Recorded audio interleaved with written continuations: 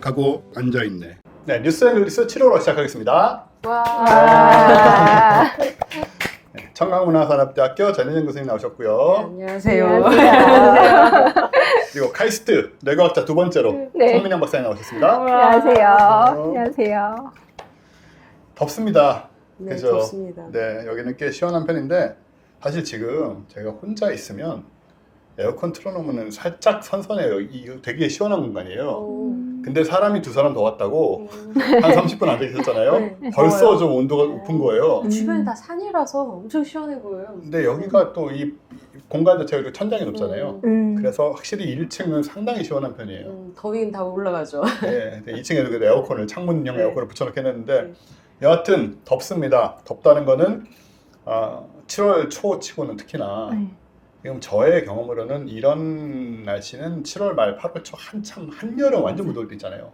그때 왔던 것 같은데 34도 35도 막 올라가는 그렇죠. 8월에 오죠 이런 건. 예. 그렇죠. 그게 휴가철이라고 소위 말하는. 근데 지금은 7월 초부터 오고 있다. 서울 공식 기온이 며칠 전에 37.8도였대요. 서울이. 이제 서울이. 기후 재난이 맞다, 그렇죠. 옛날에 이건 대구가 맞아요. 한참 더운 날 대구가 이렇게 올라가면 우리가 다 비웃던 거잖아요. 그렇죠. 저기 어떻게 사냐. 아프리카 그러면서. 그 아프리카 사는데 그 얘기 듣고 우리 그렇게 안 덥다. 그러니까 보니까 우리는 그만큼 안 더워요. 러시아도 사실 우리 겨울보다 네. 그렇게 안 춥고. 모스크바가 서울보다 덜 춥지 않거든요. 네, 그러니까 우리는 이제 상징적인 의미로 사용했을 뿐 한국이 최고였다는 것이죠. 이게 더위나 추위나. 우리가 우리끼리 살 때는 우리가 그런 아무리 바보 같은 소리를 해도 아무도 몰랐는데 네, 네. 이제는 우리가 인터넷에 그런 얘기를 하거나 하면 자꾸 밖으로 퍼져서 네. 그 각국 그 분들이 항의를 해요. 왜 그렇죠. 엉터리 얘기를 하느냐고 웃으면서. 그러니까요. 네. 예. 그래서 우리는 이제 하지 않기로. 예, 진짜 조심해야 됩니다. 네. 그리고 한국말들 하시는 분들 진짜 많아서 네. 옛날에 외국 나가면 막 괜히 막 우리끼리 욕하고 그랬잖아요. 네. 그것도 한국말 이제 알아듣는다고 진짜 하시더라고요. 하면 안 돼요. 네. 그 얼마 전에 이건 이제 방송에서 할 말은 아닌데 그 쌍욕인데 그래도 못할 욕은 아니죠. 친구들끼리 할 수 있는. 아, 그 현지인의 그 욕. 우리 현지국의 그 흔한 욕. 네 글자 그거 아니에요? 예, 네 글자 맞아요. 네. 뭐뭐 새끼야라고 네, 하는 네, 네. 앞에는 시옷. 네. 그거를 어떤 유튜버가 네. 뭐 틱톡인가 봐요. 네. 틱톡인지 뭐 그쪽에서 누가 자기 오늘 참 별로고 그래도 힘내야지 뭐 이런 거 많이 하잖아요. 네. 좀 막 울기도 네, 하고 네, 여자분이 그러면서 말을 했는데 음. today is 뭐 응아 새끼야 어. 이렇게 말을 한 거예요. 어. 근데 야까지 붙여요. 어. 우리 그렇게 안 쓰잖아요. 그러니까 이게 약간 용법이 다르긴 한데 어쨌든 간에 그거를 말을 했는데 모두가 다 알아듣고 전 세계 사람들이 이게 몇백만 조회수가 되고 몇 천 개의 댓글이 달리고 공감에 그런 말을 다 알아듣는 거예요. 세계 사람들이 이제. 그 뭐 일본 사람들 그러잖아요. 우리가 한국인이 가면 그 단어 꼭 얘기해보라 그런 다음에 얘기를 하면 이게 본토에 이건 격이 다르다. 옛날 드라마에서 봤던 자기들끼리는 얘기했지만 본토 사람이 발음하는 그러니까. 이것은 격이 다르다. 우리는 그 강세와 감정을 네, 어떻게 네. 넣어야 되는지 알기 때문에 네. 막 그들이 어렴풋이하는 것과는 다르죠. 네, 그렇죠. 이런 여하튼- 얘기로 시작해도 되는 아, 거예요? 뭐 어때요? 지금 뭐 그 K-팝 데모나터스도 난리 났고 네. 제가 좀 팔로우업을 하고 있는데 제가 보기에는 우리나라 관련해서 일어난 대중문화 지금 사건 네. 사상 거의 제일 크다라고 보여지고 전 세계적인 관점에서 보면 그리고 어떻게 보면 전 세계적으로도 가장 큰 문화현상 단일 현상으로 보면 그런 생각이 들 정도인데 저는 이게 얼마나 갈지 모르겠지만 아무튼 이게 고점 찍을 때 제가 살아있어서 정말 다행이에요. 먼 미래에서 아 옛날에 한국이 그랬을 때도 있었지라고 생각하고 싶진 않아. 지금 딱 이때 살아있어서 눈으로 볼 수 있어서 다행이에요. 이게 진짜 큰일을 하는 게 뭐 자본은 소니 자본이지만 일본 자본이지만 내용은 전부 우리나라 정서에 우리나라 배경에 우리나라 문화에 우리나라 사람에 뭐 그렇거든요. 그것도 되게 괴상한 상황이죠. 일본 자본으로 아, 소니 아니에요? 소니예요. 네, 예. 소니. 소니가 보니까 뭐 이게 미국 회사가 됐나 뭐 보니까 아직은 소니의 자회사로서 미국에 있지만은 뭐 자본은 완전히 소니 자본으로 운영이 되는 게 일본 회사더라고요. 아직도. 지금 거기 OST에 7곡인가 있는데 네. 그게 전부 빌보드 차트에 올라가는 그러니까 굉장히 이상한 현상이에요. 그 영화 보셨어요? 못 봤죠? 꼭 보셔야 볼 돼요. 생각이 없었는데요. 보시면 생각했던 거 완전 다르다는 걸 알 수 있는 게 굉장히 철학이 깊어요. 전 생각을 안 했어요. 생각했던 게 없어요. 애초에. 이제 막 지금 막 그러면 예, 철학이 굉장히 상상을 초월할 정도로 깊은 철학을 갖고 있고 그걸 그렇게 풀어냈다는 게 진짜 대단한 거고 여하튼 간에 이 얘기를 더 이상 하면 안 될 것 같고요. 네. 중요한 거는 네. 서울이 대구처럼 더웠다. 7월이 이제 역대급으로 더웠다. 는 것이고 이게 왜 이런가 하고 좀 봤더니 뭐 다들 아시는 얘기겠지만 여러 가지 이유가 겹쳤는데 일단은 팬 현상이라고 있잖아요. 네. 팬. 예, 이게 그 태백산맥이 넘어오면서 네. 바람이 넘어오면서 이제 열이 오르는 네. 마찰이라든가 기타 등등으로 인해서 이제 올라가는 현상이라 그래서 출신지신 영동 지방은 원래 여름에 안 덥죠 별로. 그쵸. 거기가 팬 형상 때문에. 팬 현상 직전의 네. 상황이죠. 네네. 예. 그래서 항상 이제 여름엔 별로 안 덥고 겨울에는 별로 안 춥다 이런 걸로 배웠죠. 저희가 영동 지역을. 예, 그러니까 이거를 네. 모르는 분들이 많은 게 네. 그 강릉, 삼척, 네, 뭐 네. 속초 이런 데가 생각보다 겨울에 안 춥고 여름에 안 덥다는 건데 네, 네, 네. 태백산맥을 넘어서 영서 지방으로 들어오면 여름에 엄청나게 덥고 네. 겨울에 엄청나게 춥고 네. 뭐 춘천, 원주 이런 데 네. 있잖아요. 이게 여름에 팬 현상 때문이라고 하고요. 그게 지금 이제 서울 쪽으로는 다 그 영향을 받으니까. 그리고 지금 영상에서 보시는 거는 열돔 현상이라는 건데 더운 고기압이 양쪽에서 형성이 됩니다. 네. 그러니까 북쪽에는 건조한 티베트 고기압이 생겨나는 거고 네. 그럼 티베트가 어딘데 여기까지 오는지 모르겠어요. 저기 몽골이지 어디 티베트이죠? 저기 만주인데 만주 심지어. 여하튼 네. 고온 건조한 티베트 고기압이 북쪽에 있고 그리고 그 높이 있고요. 그리고 북태평양 고기압 저건 왜 익숙하잖아요. 네. 고온 다습한 거. 네. 우리 습한 여름을 가져다주는 그 고기압인데 네. 저거는 남동 쪽에 있는데 좀 낮게 있어요. 5km. 음. 그러니까 5km 밑에 있는 고온 다습한 고기압 위에 고온 건조한 고기압이 다시 얹혀져 있는 상태다. 라고 이것들이 이제 천천히 움직이면서 이 한반도 내에 돔을 형성하고 위로 가나 아래로 가나 더운 건 마찬가지라서 빠져나올 수 없는. 온건 온습 딱 이 상황이네요. 그리스 사원 소설. 네, 이거 우리 방송 오래 보신 분들 아십니다. 무슨 말인지. 그런 상황이고 그리고 뭐 장마도 뭐 사실상 안 왔잖아요. 사실 장마라고 하긴 좀 어려웠죠. 약간 습한 뭐 약간 그러니까요. 스콜 몇 번 오고. 예, 그러고 끝났는데 거리였구나. 네. 근데 예보에 따르면 네. 지금 오늘 우리는 비가 안 오지만 지금 방송을 보고 계시는 거는 이제 다음 금요일이니까 네. 그때는 비가 오고 있을 수 있습니다. 어. 다음 주 내내 비가 온대요. 여러분한테는 이미 지나가는 주입니다. 예. 비가 온다고 해서 뭐 좀 시원해지는 것인지 아니면은 여전히 더운데 비만 와서 더 급급하고 아이고. 그거 아시죠? 예. 네. 네. 한국인이란 모두가 알고 있는 그런 네. 느낌 있잖아요. 찜기. 네. 찜기. 네, 찜기 안에 들어가 있는 거. 네. 삶아지는 느낌. 수비드 되고 있다라는 얘기. 스피드. 그거는 모르겠습니다. 여러분 지금쯤 되면 아마 아실 거예요. 스스로 느끼셨을 거라고 생각이 되는데 여하튼 그리고 이제 지구 온난화 영향도 당연히 있을 거고요. 그래서 올여름은 이렇게 덥게 시작을 했고 네, 고생들 좀 할 것 같다 네. 라는 생각이 드는데 항상 이 여름 되면 이제 문제가 되는 게 앞으로 뭐 전기도 그렇고 또 나이 드신 분들 문제도 네. 그렇고 여러 가지로 이제 시작한 여름이니까 다들 좀 열심히 건강하게 좀 버텨야겠습니다. 기후 위기에 따른 그 노동 정책이 있긴 있어야 돼. 지금 완전 있어야 될 것 같아요. 진짜 있어야 네. 돼요. 네, 지금 지금 안 되게 그래도- 많이 이렇게 돌아가시잖아요. 네. 지금 진짜로 저도 웬만하면 안 나가려고 하는데 네. 좀 참을고 다니니까 솔직히 괜찮은데 네. 진짜 요 앞에만 나가서요. 네, 유리창 네. 밖에 여기 요 앞에만 나가서 한 3, 4분만 있어도 햇빛 날 때는 큰데 물류센터 있잖아요. 네. 거기가 진짜 더운데 거기가 창고로 분류되어 있어서 에어컨 설치가 의무가 아니래요. 아이고. 그래서 그 물류센터에서 일하시는 분들이 진짜로 정말로 열악한 환경에서 일한다고 들었어요. 그런 거 좀 약간 이제 진짜 좀 이제 개선해야 될 때가 아닌가. 예, 두 가지 포인트인 것 같습니다. 하나는 근데 법이나 제도가 바뀌어야 되고 네.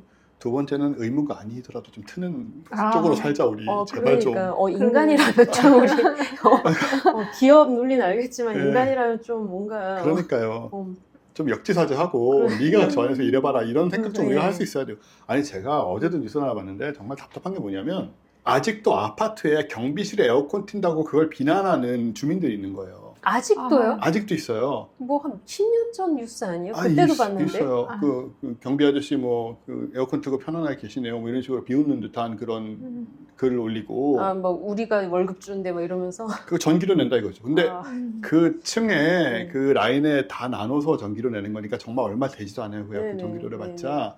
그러니까 제가 보기에는 그 꼴을 못 보는 거예요. 그러니까 내가 돈 주는, 그러니까 뭐 낮은 사람이라고 생각하는 거죠, 나보다. 근데 저기서 편하게 있어? 나도 더운데? 감히? 뭐 이런 류의 생각을 하는 것 같아요. 완전 계급 인식 같아요. 참 한심한 일이죠, 네. 진짜. 좀 계속 이런 얘기로 빠지고 있는 느낌이 조금 있는데 지금. 근데 어쨌든 더워서 우리도 화난 거죠. 맞습니다. 네. 여기는 사실 상당히 시원하긴 합니다. 지금 네. 여러분 오해하지 마십시오. 네. 에어컨 합법, 불법 상관없이 틀어놨고 지금 네. 상당히 화가 시원합니다. 났다. 네, 하지만 화가 난다. 네. 네. 이럴 때일수록 스트레스 관리도 잘해야 되고 네. 그런 생각이 듭니다. 그리고 제가 진짜 오프닝으로 준비한 건 무엇이냐?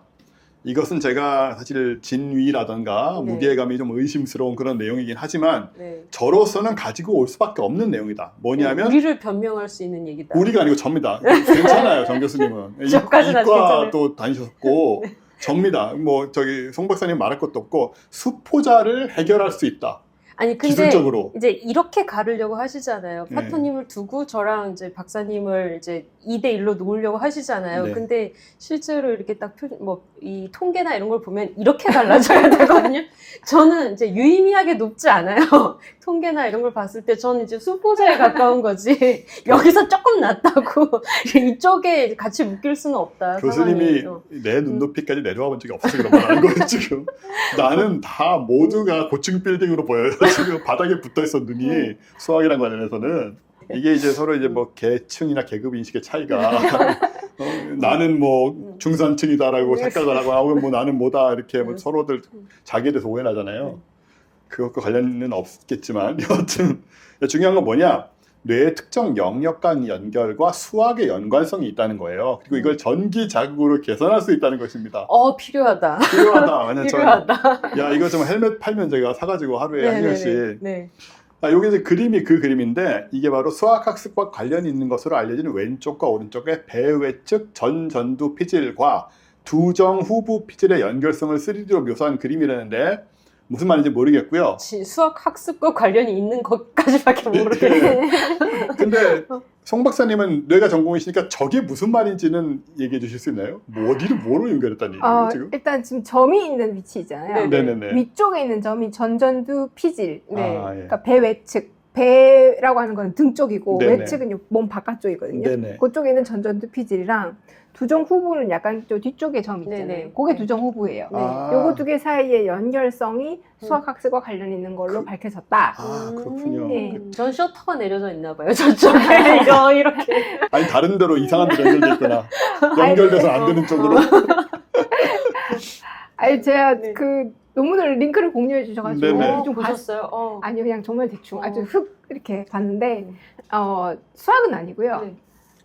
여러분과는 사실 관계가 없다고 볼 수 있어요. 진짜요? 산수 능력에 가깝더라고요. 저를 무시하시는 네. 수포자가 어디까지 내려갈지 어디까지 떨어질 수 있는가. 예. 산수부터 시작한다. 그리고 이러면서. 이 이과분들이 산수와 수학을 구분하는 것과 내가 산수와 수학을 구분하는 선은 매우 다릅니다. 나는 사칙 연산을 까지만 산수예요. 그렇죠. 뭐 넘어가면 바로 수학입니다. 어쨌든 간에요. 네. 그런 단순한 부분만 얘기하는 건가요? 그런 게 있고요. 또 지금 여기서 그러니까 저도 처음 보는 기술을 두 개를 썼어요. 이렇게 TRNS라고 해서 그러니까 옛날부터 있던 한 70년 전부터 있던 기술은 이제 네. 직류전기를 머리에 자극하는 거였는데 그게 아니라 교류전기를 썼어요. 네. 낮은 헐츠랑 높은 헤르츠를 빠르게 이제 랜덤하게 왔다 갔다 하는 그걸 써가지고 어디 자극을 줬는데 이게 모든 사람이 다 효과가 있었던 건 아니고 네. 뭐 가바의 반응이 뭐 낮았던 사람인가 높았던 사람만 이제 네. 이게 효과가 있더라는 거를 보여준 거예요. 가바가 뭔지도 좀 말씀해 네. 주시면. 나도 물어보려고. 네, 당연히 모두가 안다고 생각하시고 지금 네. 시청자들에게도 그렇게 얘기하고 계신데 네, 가바라고 하는 거는 이제 신경세포가 있잖아요. 네. 신경세포가 다른 신경세포한테 이제 신호를 전달하는데 네. 어떨 때는 얘를 활성화시키고 네. 야 더 많이 움직여. 어떨 때는 얘를 억제시킨단 말이에요. 네. 그렇게 하는 애들을 신경 전달 물질이라고 하는데 그 중에 억제시키는 애가 가바예요. 억제시키는. 억제시키는. 네. 근데 이 논문을 이제 기사로 봤으니까 저는 원논문이 아니라 처음에 기사로 보고 나서 네네. 이게 뭐야 이게 말이 되는 소리야라고 했던 이 포인트가 뭐냐면 신경 전달 물질이잖아요. 네, 네. 그럼 얘가 뇌 속에 있고 뭐 신경세포가 가봐 한두 개가 있게 여러 개가 막 흩어져 네, 있을 거 아니에요. 네. 그거인데 그걸 어떻게 사람 두개골을 열었나 열지도 않고 그걸 어떻게 특정했지라는 게 제일 궁금했던 포인트였어요. 어떻게 측정했는가, 우리는 어떻게든 되게 그 부분은 어떻게 되겠지 하고 항상 이렇게 생각하는데 어떻게든 알아서 했겠죠. 근데 야. 뭐 MRI를 썼대요. MRI를 네. 썼는데 그냥 그 가바라는 물질에서 나오는 파장을 조금 다르게 어떻게 분석을 해서 그 뇌 안에 여러 물질이 있지만 그래도 얘가 제일 가바 같아라고 하는 애를 뽑아내서 본 거예요. 본 건데 뭐 진짜 가능하겠지만 뇌에 가바만 있는 것도 아니고 되게 여러 개가 있다 보니까 네네. 정확도가 좀 낮고 네네. 그다음 보통 저거는 그 fMRI 쓰면 해상도를 3세제곱미터보다는 작게 많이들 하거든요. 네네. 근데 얘는 그 공간 부피가 1세제곱미터에서 8세제곱미터까지 하여튼 되게 해상도가 낮더라고요. 아, 그 좀 더 좋은 거 결정- 쓰지 좀. 뭐 그런 게 아닐 거예요. 아마. 기술한계 때문에. 좋은 거 쓰지 이런 게 아닐 거예요. 네, 그런 맞아요. 문제가 아니군요. 네. 저는 좋은 거 쓰지. 좀 돈 아끼려고 좀 싼 걸로 했나. 아유.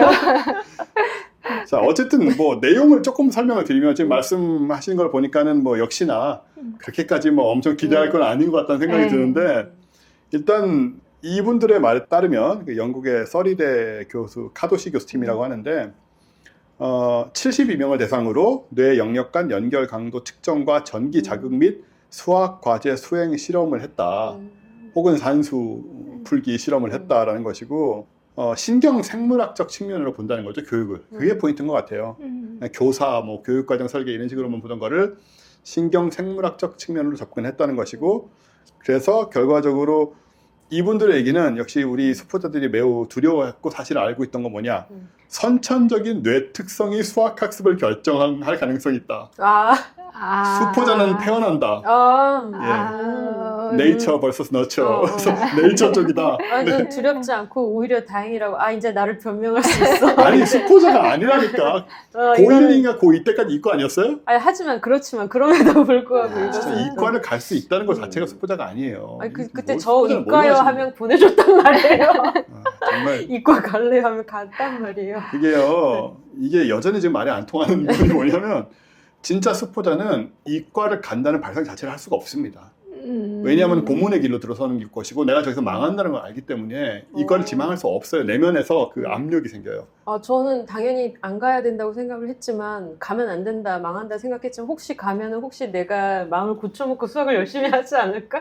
라는 그 네이처 기대로. 아닌 너처 쪽에서 네네네. 그런 기대로 갔어요. 이렇게 심리적으로 압박을 받으면 열심히 하지 않을까라는 기대로 갔죠. 왜 저하고 정 교수님이 지금 서로 수포자, 진짜 수포자인가 아닌가 경쟁하고 있는지 모르겠습니다만은 여하튼 선천적인 특성 가능성이 있다라는 것이고 그래서 수학학습에 모르겠습니다. 뭐이 사람의 주장은 그래요. 이 사람의 주장은 선천적으로 잘하시는 분들은 이 벽을 못 느껴보셔서 그래. 재능 있는 그게 아니라- 사람이 재능인지 몰라요. 맞아. 유전학자한테 물으면은 그렇게 말하겠지만 신경과학자한테 얘기하면 가속성이 커서 그렇지 않습니다라고 얘기를 뇌의 하거든요. 가소성도 무시 네. 못하죠.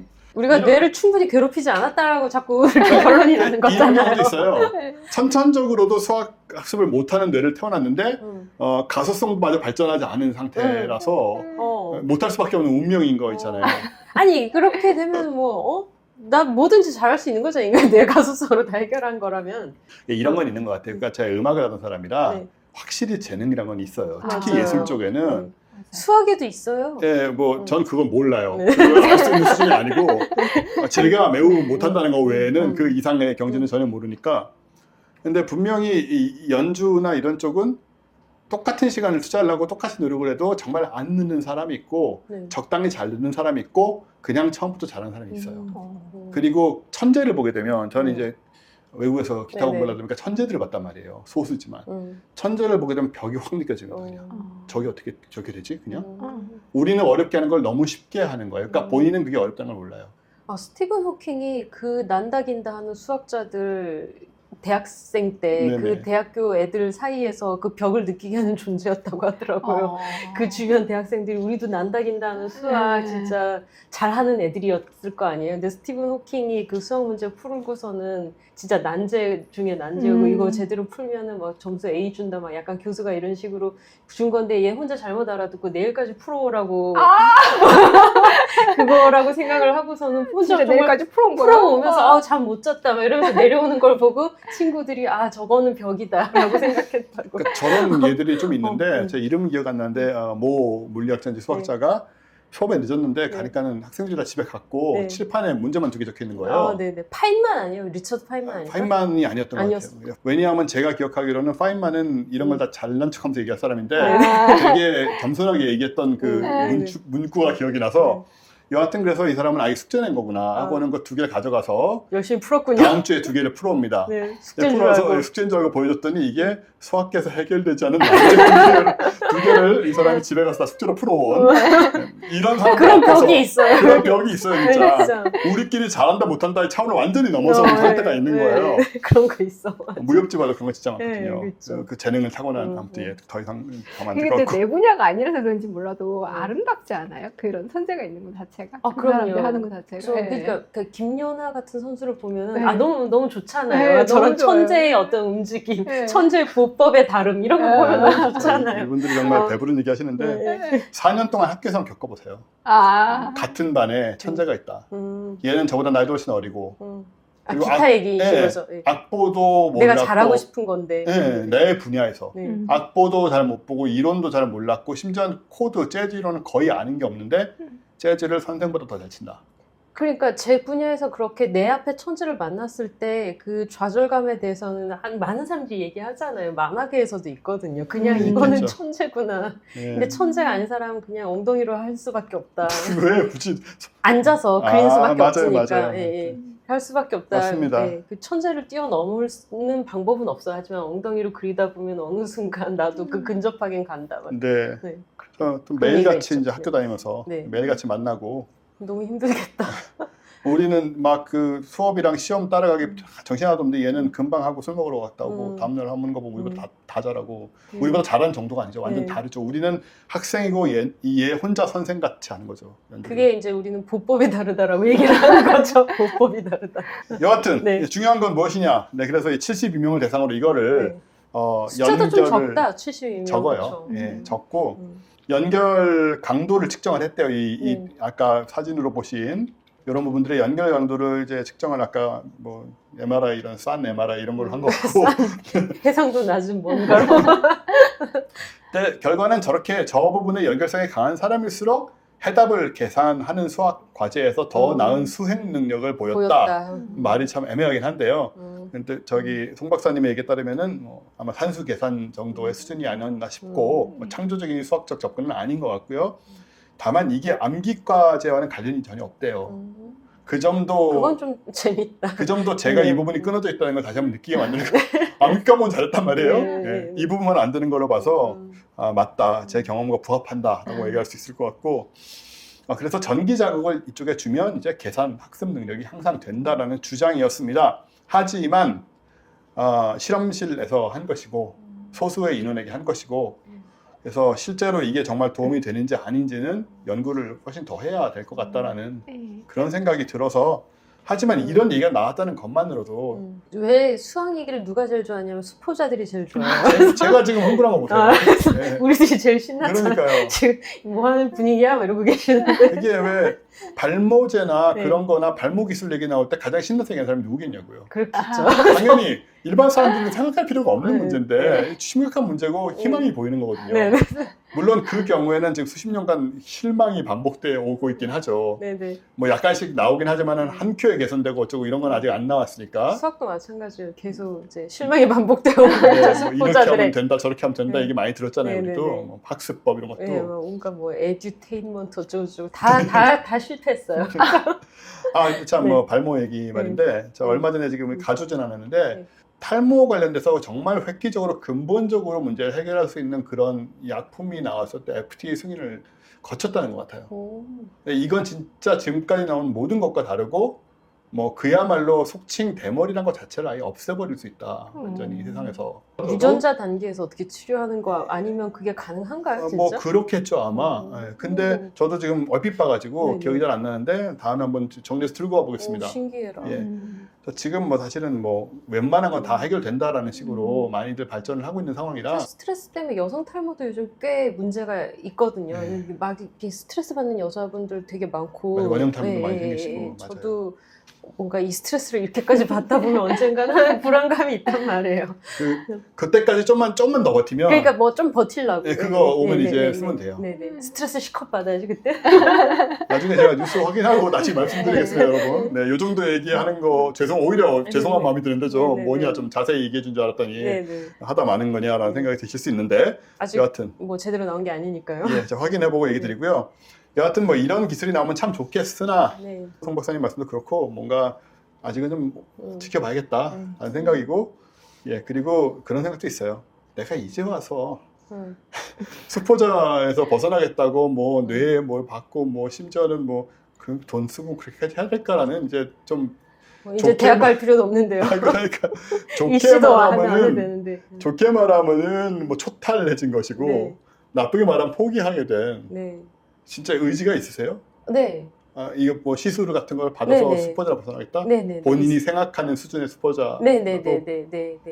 왜냐면 수학을 진짜 잘하면 할 수 있는 게 너무 많거든요. 뭘 할 수 있어요? 오, 교수님? 저도 좀 궁금해요. 진짜? 본인 전공이나 열심히 하실 것이지 뭘. 아니 뭐 생각을 해보면 이렇게 글 쓰다가 항상 막히는 부분이 수학이나 뭐 이런 쪽에 관련된 부분이에요.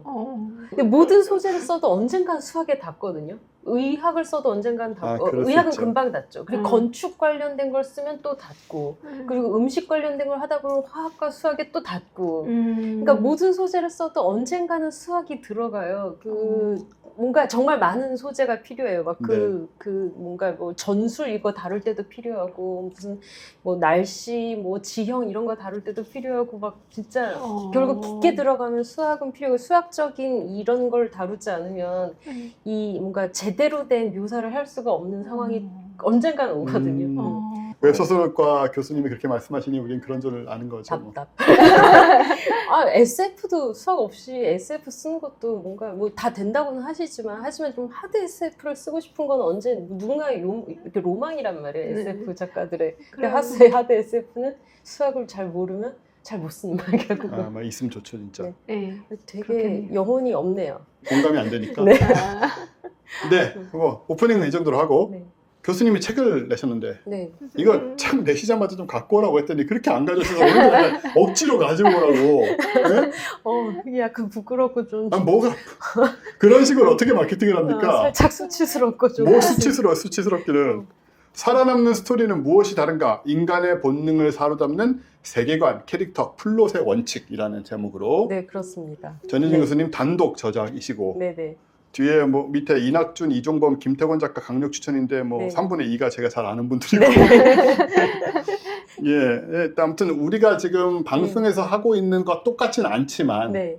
그런 식의 어떤 그 신화적인 배경이나 이런 것들도 이제 글 쓰는데 많이 필요하지 않겠어요? 그렇죠. 특히 그게 많이, 장르물. 네. 네. 근데 뭐 소재나 주제로 다룬 게 아니라 그냥 그런 이야기들을 가지고 뭔가 이렇게 근원을 쫓아가 보면 결국 뭐냐면 인간은 세계에 어떤 당위성이라는 질서가 돌아가고 있다고 믿고 싶어하는 경향이 있어요. 근데 세계는 그냥 실존이잖아요. 네. 사실 그런데 그냥 그런 것뿐인데 인간은 그렇게 믿고 싶지 않거든요. 어떤 당위적인 질서, 뭐 예를 들어 권선징악 또는 그렇죠. 뭐 뭔가 노력한 사람은 성공한다. 막 약간 이런 식의 신화를 믿고 싶어하는 이 인간의 어떤 당위적인 믿음이라는 게 있는데 그게 예전 신화부터 계속 발견이 된단 말이에요. 그런 신화적인 믿음을 깨는 이야기는 별로 잘 팔리지 않고 그런 거는 뭐 좀 약간 실존적인 뭐 현대문학이나 뭐 이런 것인 거고 하지만 결국 그것을 강화하는 이야기, 그러니까 장르문학이나 웹소설은 사실 이제 신화의 적자인 거죠. 그렇죠. 예. 그래서 뭐 우리가 하는 어떤 순문학은 오히려 반개가 아닌가라는 생각을 하게 됐고요.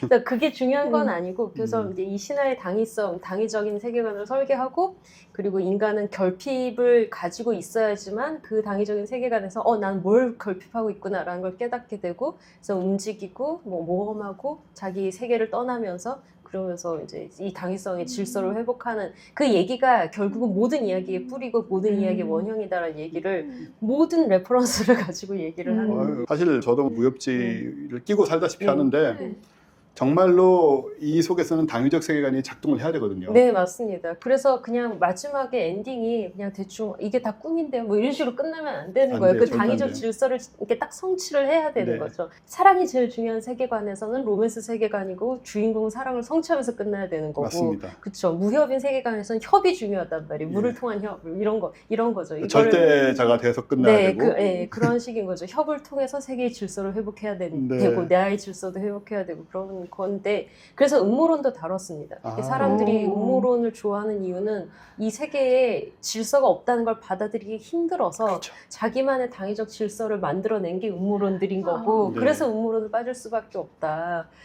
아니, 저렇게 저런 재난이 그냥 일어날 리가 없고, 내가 사랑하는 자식들이 이렇게 죽을 리가 없는데, 이건 뭔가 이유가 있다. 이건 뭐 논리가 있다. 당위가 있다. 그러다 보니까 어떤 스토리를 만들어낼 수밖에 없다. 그래서 인간은 당위적 질서의 신화를 가지고 있지 않으면 못 사는 존재다. 뭐 이런 얘기를 초반에 하고, 뒤에는 이제 실전을 다뤘습니다. 어떻게 하면 안 네. 되냐.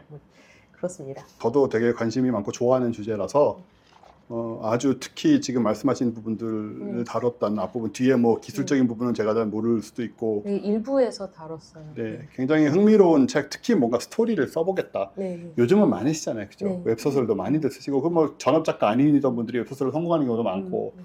그래서 이런 책을 한번 참고해 보시면 네, 충분히 도움이 될 수 있다 열심히 홍보해주면 다시 부끄러워져서 그러지 마세요 살아남는 스토리는 무엇이 다른가 많이 예. 사주십시오. 살아남는 스토리는 여러분 주인공이 잘 돼야 돼요. 네, 그렇습니다. 그리고 이 당위란 거는 주인공에게만 적용되고 네. 주변인들은 그 당위에서 좀 안 적용돼도 돼요. 네, 그래서 세계관하고 캐릭터는 진짜 딱 한 쌍이어야 되는 거죠. 네. 딱 그 이 세계관의 가장 중요한 주인공이 바로 그 주인공이어야 맞습니다. 돼요. 네, 전혀 다른 사람은 주인공이 될 수가 그 없어요. 사람들은 죽어도 돼요. 불행하게 죽어도 돼요. 그러니까 예를 들어서 아까 그 사랑의 당위성 있는 세계관에서는 사랑을 결핍하지 않은 다른 주인공은 주인공이 될 수가 없어요. 다른 캐릭터들은 그러니까. 일부러 뭐 이미 행복하게 살고 있는 사람들은 뭐 결혼해서 살고 있는 사람들은 주인공이 될 수 없고 사랑을 결핍해서 너무 외롭거나 슬프거나 화가 나 있거나 이런 사람만이 아니면 그 사랑이 없어서 인성이 망가진 사람 그 막 희생을 해본 적이 없는 사람 이런 사람만이 주인공이 될 수 있는 거죠. 그래서 맞습니다. 그 사람이 사랑을 성취하고 네.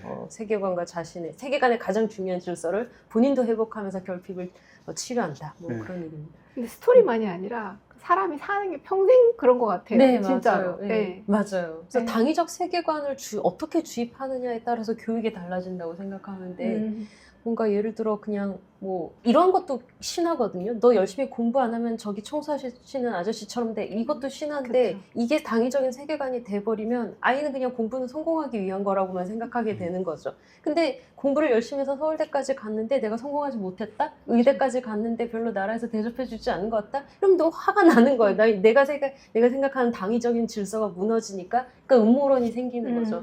이게 무슨 어떤 정권 때문에 그렇다, 누구 때문에 그렇다, 막 중국이 와서 그렇다, 막 약간 음모론이 생길 수밖에 없는 거죠. 결국은. 맞아요. 네. 그래서 이 당위적인 세계관을 설계하는 것도 사실 교육도 해야 되는 어떤 일환이랄까? 뭐 그런 생각도 했습니다. 다시 한번 보여드릴게요. 나 왜 계속 얘기하고 있지? 부끄러운데? 아닙니다. 이게 네. 뭐 제가 전 교수님이 어떤 분인지 잘 아니까 정말 영혼을 갈아 넣어서 쓸 겁니다. 그렇게 생각이 되고 예, 살아남은 스토리 뭐 안 쓰실 분들도 스토리를 좋아하시고 스토리를 웹소설이나 뭐 기타 등등 많이 보시는 분들도 이런 걸 보면 아 내가 좋아했던 그 얘기가 이런 관점들로 접근이 되겠구나 혹은 이렇게 분석이 가능하겠구나 그런 도움도 받으실 수 있을 테니 감사합니다. 성원해 주시기 바라겠습니다. 감사합니다. 저는 이 개인적으로 뭐가 나를 움직일까요? 관심이 가요. 결핍이에요. 네. 결핍. 네, 그 결핍. 네. 꼭 봐주세요. 네, 책 한 권 알겠습니다. 더 갖고 왔어요.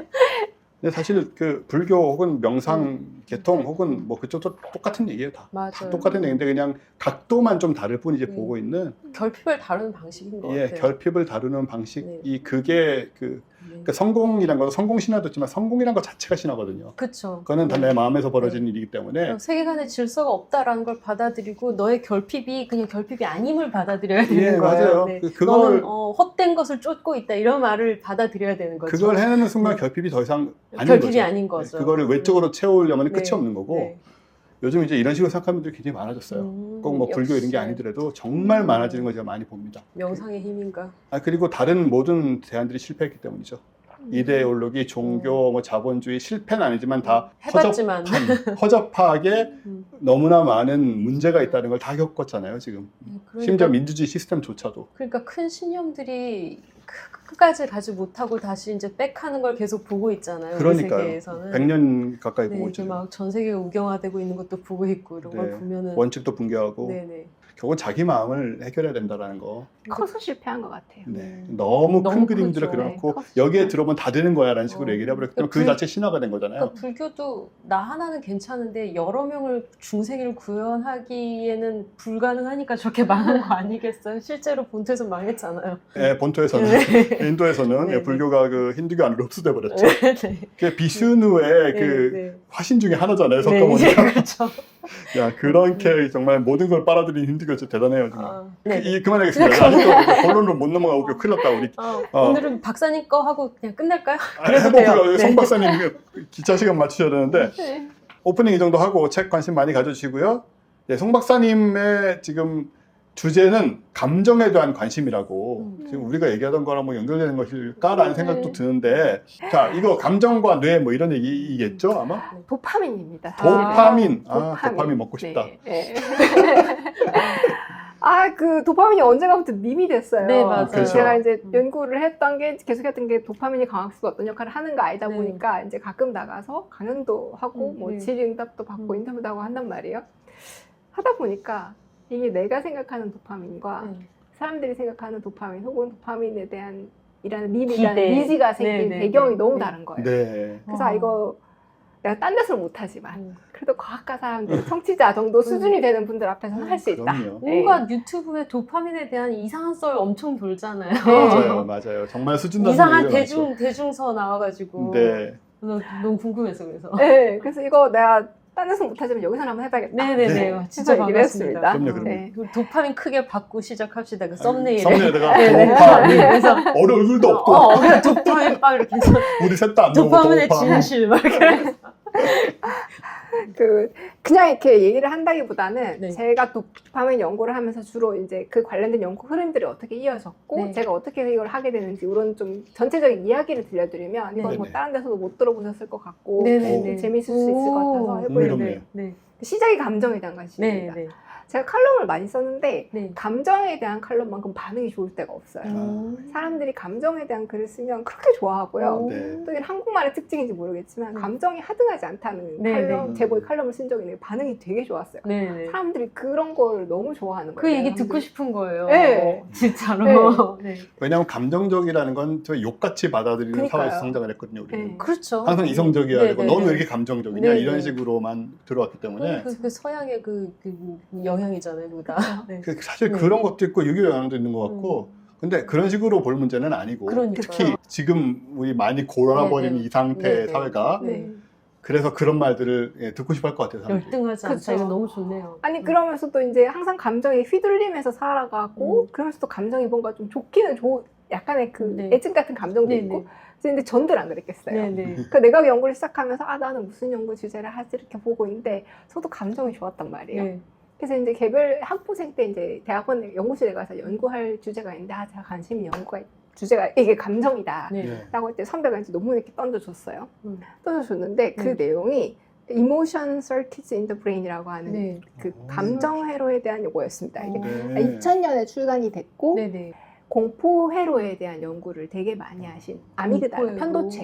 네네. 편도체가 공포 반응 학습에서 어떤 중요한 역할을 하는가에 대한 연구를 많이 하신 분의 네. 논문을 이제 준 거예요. 오. 근데 이제 제목이 뇌에서의 감정 회로잖아요. 네네. 그래서 저는 이제 내가 뭔가 이렇게 좀 배우겠구나 기대를 하고 봤는데 네. 쭉 보니까 공포밖에 없는 거예요. 오. 예. 그래서 여기서 이제 그 얘기를 하는 게 뭐냐면 네. 우리가 사람들이 저만 감정에 관심 있었던 게 아닐 거 아니에요. 네네. 다른 뇌과학자들도 관심이 많았지만 네. 그 사람들은 여태까지 지금 여기 보면은 좀 affect, hedonic tone, 뭐 emotional feelings 이렇게 막 그 전에 많이 쓰이던 감정과 관련된 좀 명확하지 않고 측정하기 힘든 이런 단어들을 사용했고 그게 감정 연구에 방해가 됐다. 그렇겠네요. 오히려. 그렇죠. 그러니까 좀 서브젝티브한 주관적인 네. 단어들. 그래서 좀 명확하게 측정하기 쉽고 좀 진화적으로 잘 보존된 네. 공포를 연구를 했고 그러다가 이분이 이제 밝혀낸 게 뭐냐면 삐 소리가 들리면 전기 충격을 줬더니 나중에 쥐가 삐 소리만 들어도 벌벌 떨더라. 네네네. 근데 그 학습을 하는데 지금 아, 그걸 한 게 이분이군요. 그쵸. 네. 그걸 한 게 요 그림입니다. 요 편도체, 요 부분이 편도체에 해당하는 건데, 네네. 요 편도체 LA 안에라고 있는 데서 시냅스들이 새로 연결이 좀 강해지는데, 네네. 그게 그 소리만 듣고도 나중에 공포 반응이 유발될 때 어. 되게 중요하더라는 거를 밝혀내시는 게 된 거예요. 네네. 그러면서 이분이 이제 이것도 연구도 발표하고 하니까 그 당시에 사람들도 이 연구 결과를 보고 뭔가 재밌었을 거 아니에요. 오, 재밌어요, 네. 벌써. 네. 그러면서 이제 네. 그게 좀 왜곡이 살짝 사실 되기도 했어요. 아. 그래서 아미그달라는 편도체는 뭐 공포의 중추다. 편도체 아. 반응 이퀄 공포 반응이다. 공포다. 네, 근데 사실 그 꼭 그렇진 않거든요. 네. 편도체 반응이 필요 없는 공포를 느낌을 일으키기도 해요. 네네. 그래서 이분이 나중에 과학 대중화 네. 활동에도 굉장히 많이 참여를 하십니다. 네. 책도 많이 쓰셨고요. 느끼는 네. 데라든가 불안 뭐 이런 데 책도 많이 쓰셨고 네. 아미그돌로이드라는 이제 취미 생활로 그 밴드를 만들어서 오. 예, 공연도 하시고 오. 지금 본격적으로 뮤직비디오도 만들었는데요. 강추드립니다. 와, 그래요? 하루를 즐겁게 해드릴 거예요. 아, 진짜요? 되게 재밌어요. 네. 네. 이거 뭐, 뮤직비디오 제가 찾아서 네. 한번 틀어봐. 그래서 이분이 이제 나중에 네. EBS 위대한 수업에도 하여튼 시리즈도 나오고 맞아, 하셨었거든요. 하셨군요. 네, 네. 그래서 그러니까 발표도 하고 뭐 이렇게 네. 하시게 됩니다. 근데 하여튼 공포 그러면서 이제 감정에 대한 많은 연구가 이제 공포 감정과 아미그달라 이쪽으로 좀 상당히 많이 집중이 되어 있었어요. 네네. 그때까지. 근데 그러다가 제가 그 공포는 저랑 뭔가 좀 마음에 안 맞는 거예요. 네. 나는 감정을 연구하는데 감정에 공포만 있는 건 아니잖아요. 그렇죠, 전부 다 그렇죠. 공포가 즐거운 감정도 아니에요. 네. 맞아. 내가 이거를 연구를 하면서 이렇게 살 생각을 하니까 별로 좀 싫고 답답한 거예요. 네. 그러니까 그러다가 이제 이 논문을 보게 됐는데 요거는 수학. 네. 아니. 더 답답해지지 않았나, 방금?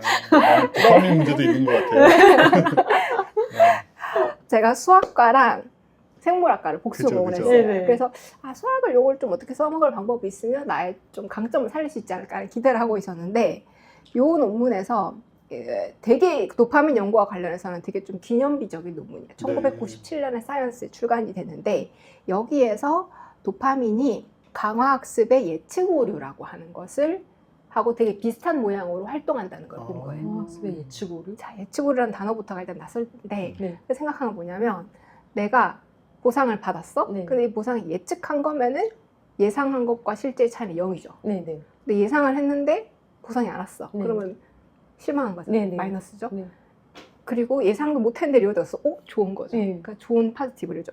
거기에 맞게 도파민 신경세포 활동이 많아지거나 작아지더라 네네. 하는 거를 했고 요거를 그냥 한 게 아니라 요 연구가 왜 중요했냐면 네. 예측 오류가 보상의 학습이라는 것에 되게 중요한 역할을 하거든요. 네. 요 그림을 좀 보실게요. 자, 왼쪽 라인만 그냥 볼게요. 요 무슨 이상한 뭐 테니스 코트 같은 그림을 보여주고 보상을 네. 주면 네. 이제 원숭이가 이 그림만 보고 나면 야 요때쯤 리월드가 오는 거나 하고 막 핥기 시작하는 걸 배웁니다. 네네. 근데 이제 본격적인 실험은 요때부터 시작이 돼요. 그 무슨 테니스 코트 같은 거 옆에다가 무슨 이상한 기계 같은 거를 같이 보여주기 네네. 시작해요. 네. 그리고 똑같이 리월드를 줍니다. 네. 그리고 나중에는 요 테니스 코트 치워버리고 아까 보여줬던 요 기계만 기계만 보여주고 음. 원숭이 반응을 봤어요. 네. 그랬더니 원숭이가 핥지 않더라는 거예요. 그럼 요 기계라는 것은 네. 똑같이 보상이 앞에 있었지만 네. 이 기계에 대해서는 원숭이가 핥는 반응을 보이지 않았다. 왜냐? 테니스 코트가 네. 보상이 주어질 걸 이미 다 예측했기 때문에 아. 얘가 주는 기계가 주는 추가적인 정보는 없다는 거예요. 없으니까 아무런 학습이 일어나지 않았다. 그러므로 학습을 일으키는 거는 네. 예측 오류다. 음. 예측 오류가 있어야 우리는 학습을 한다. 오, 네. 그러네요. 네.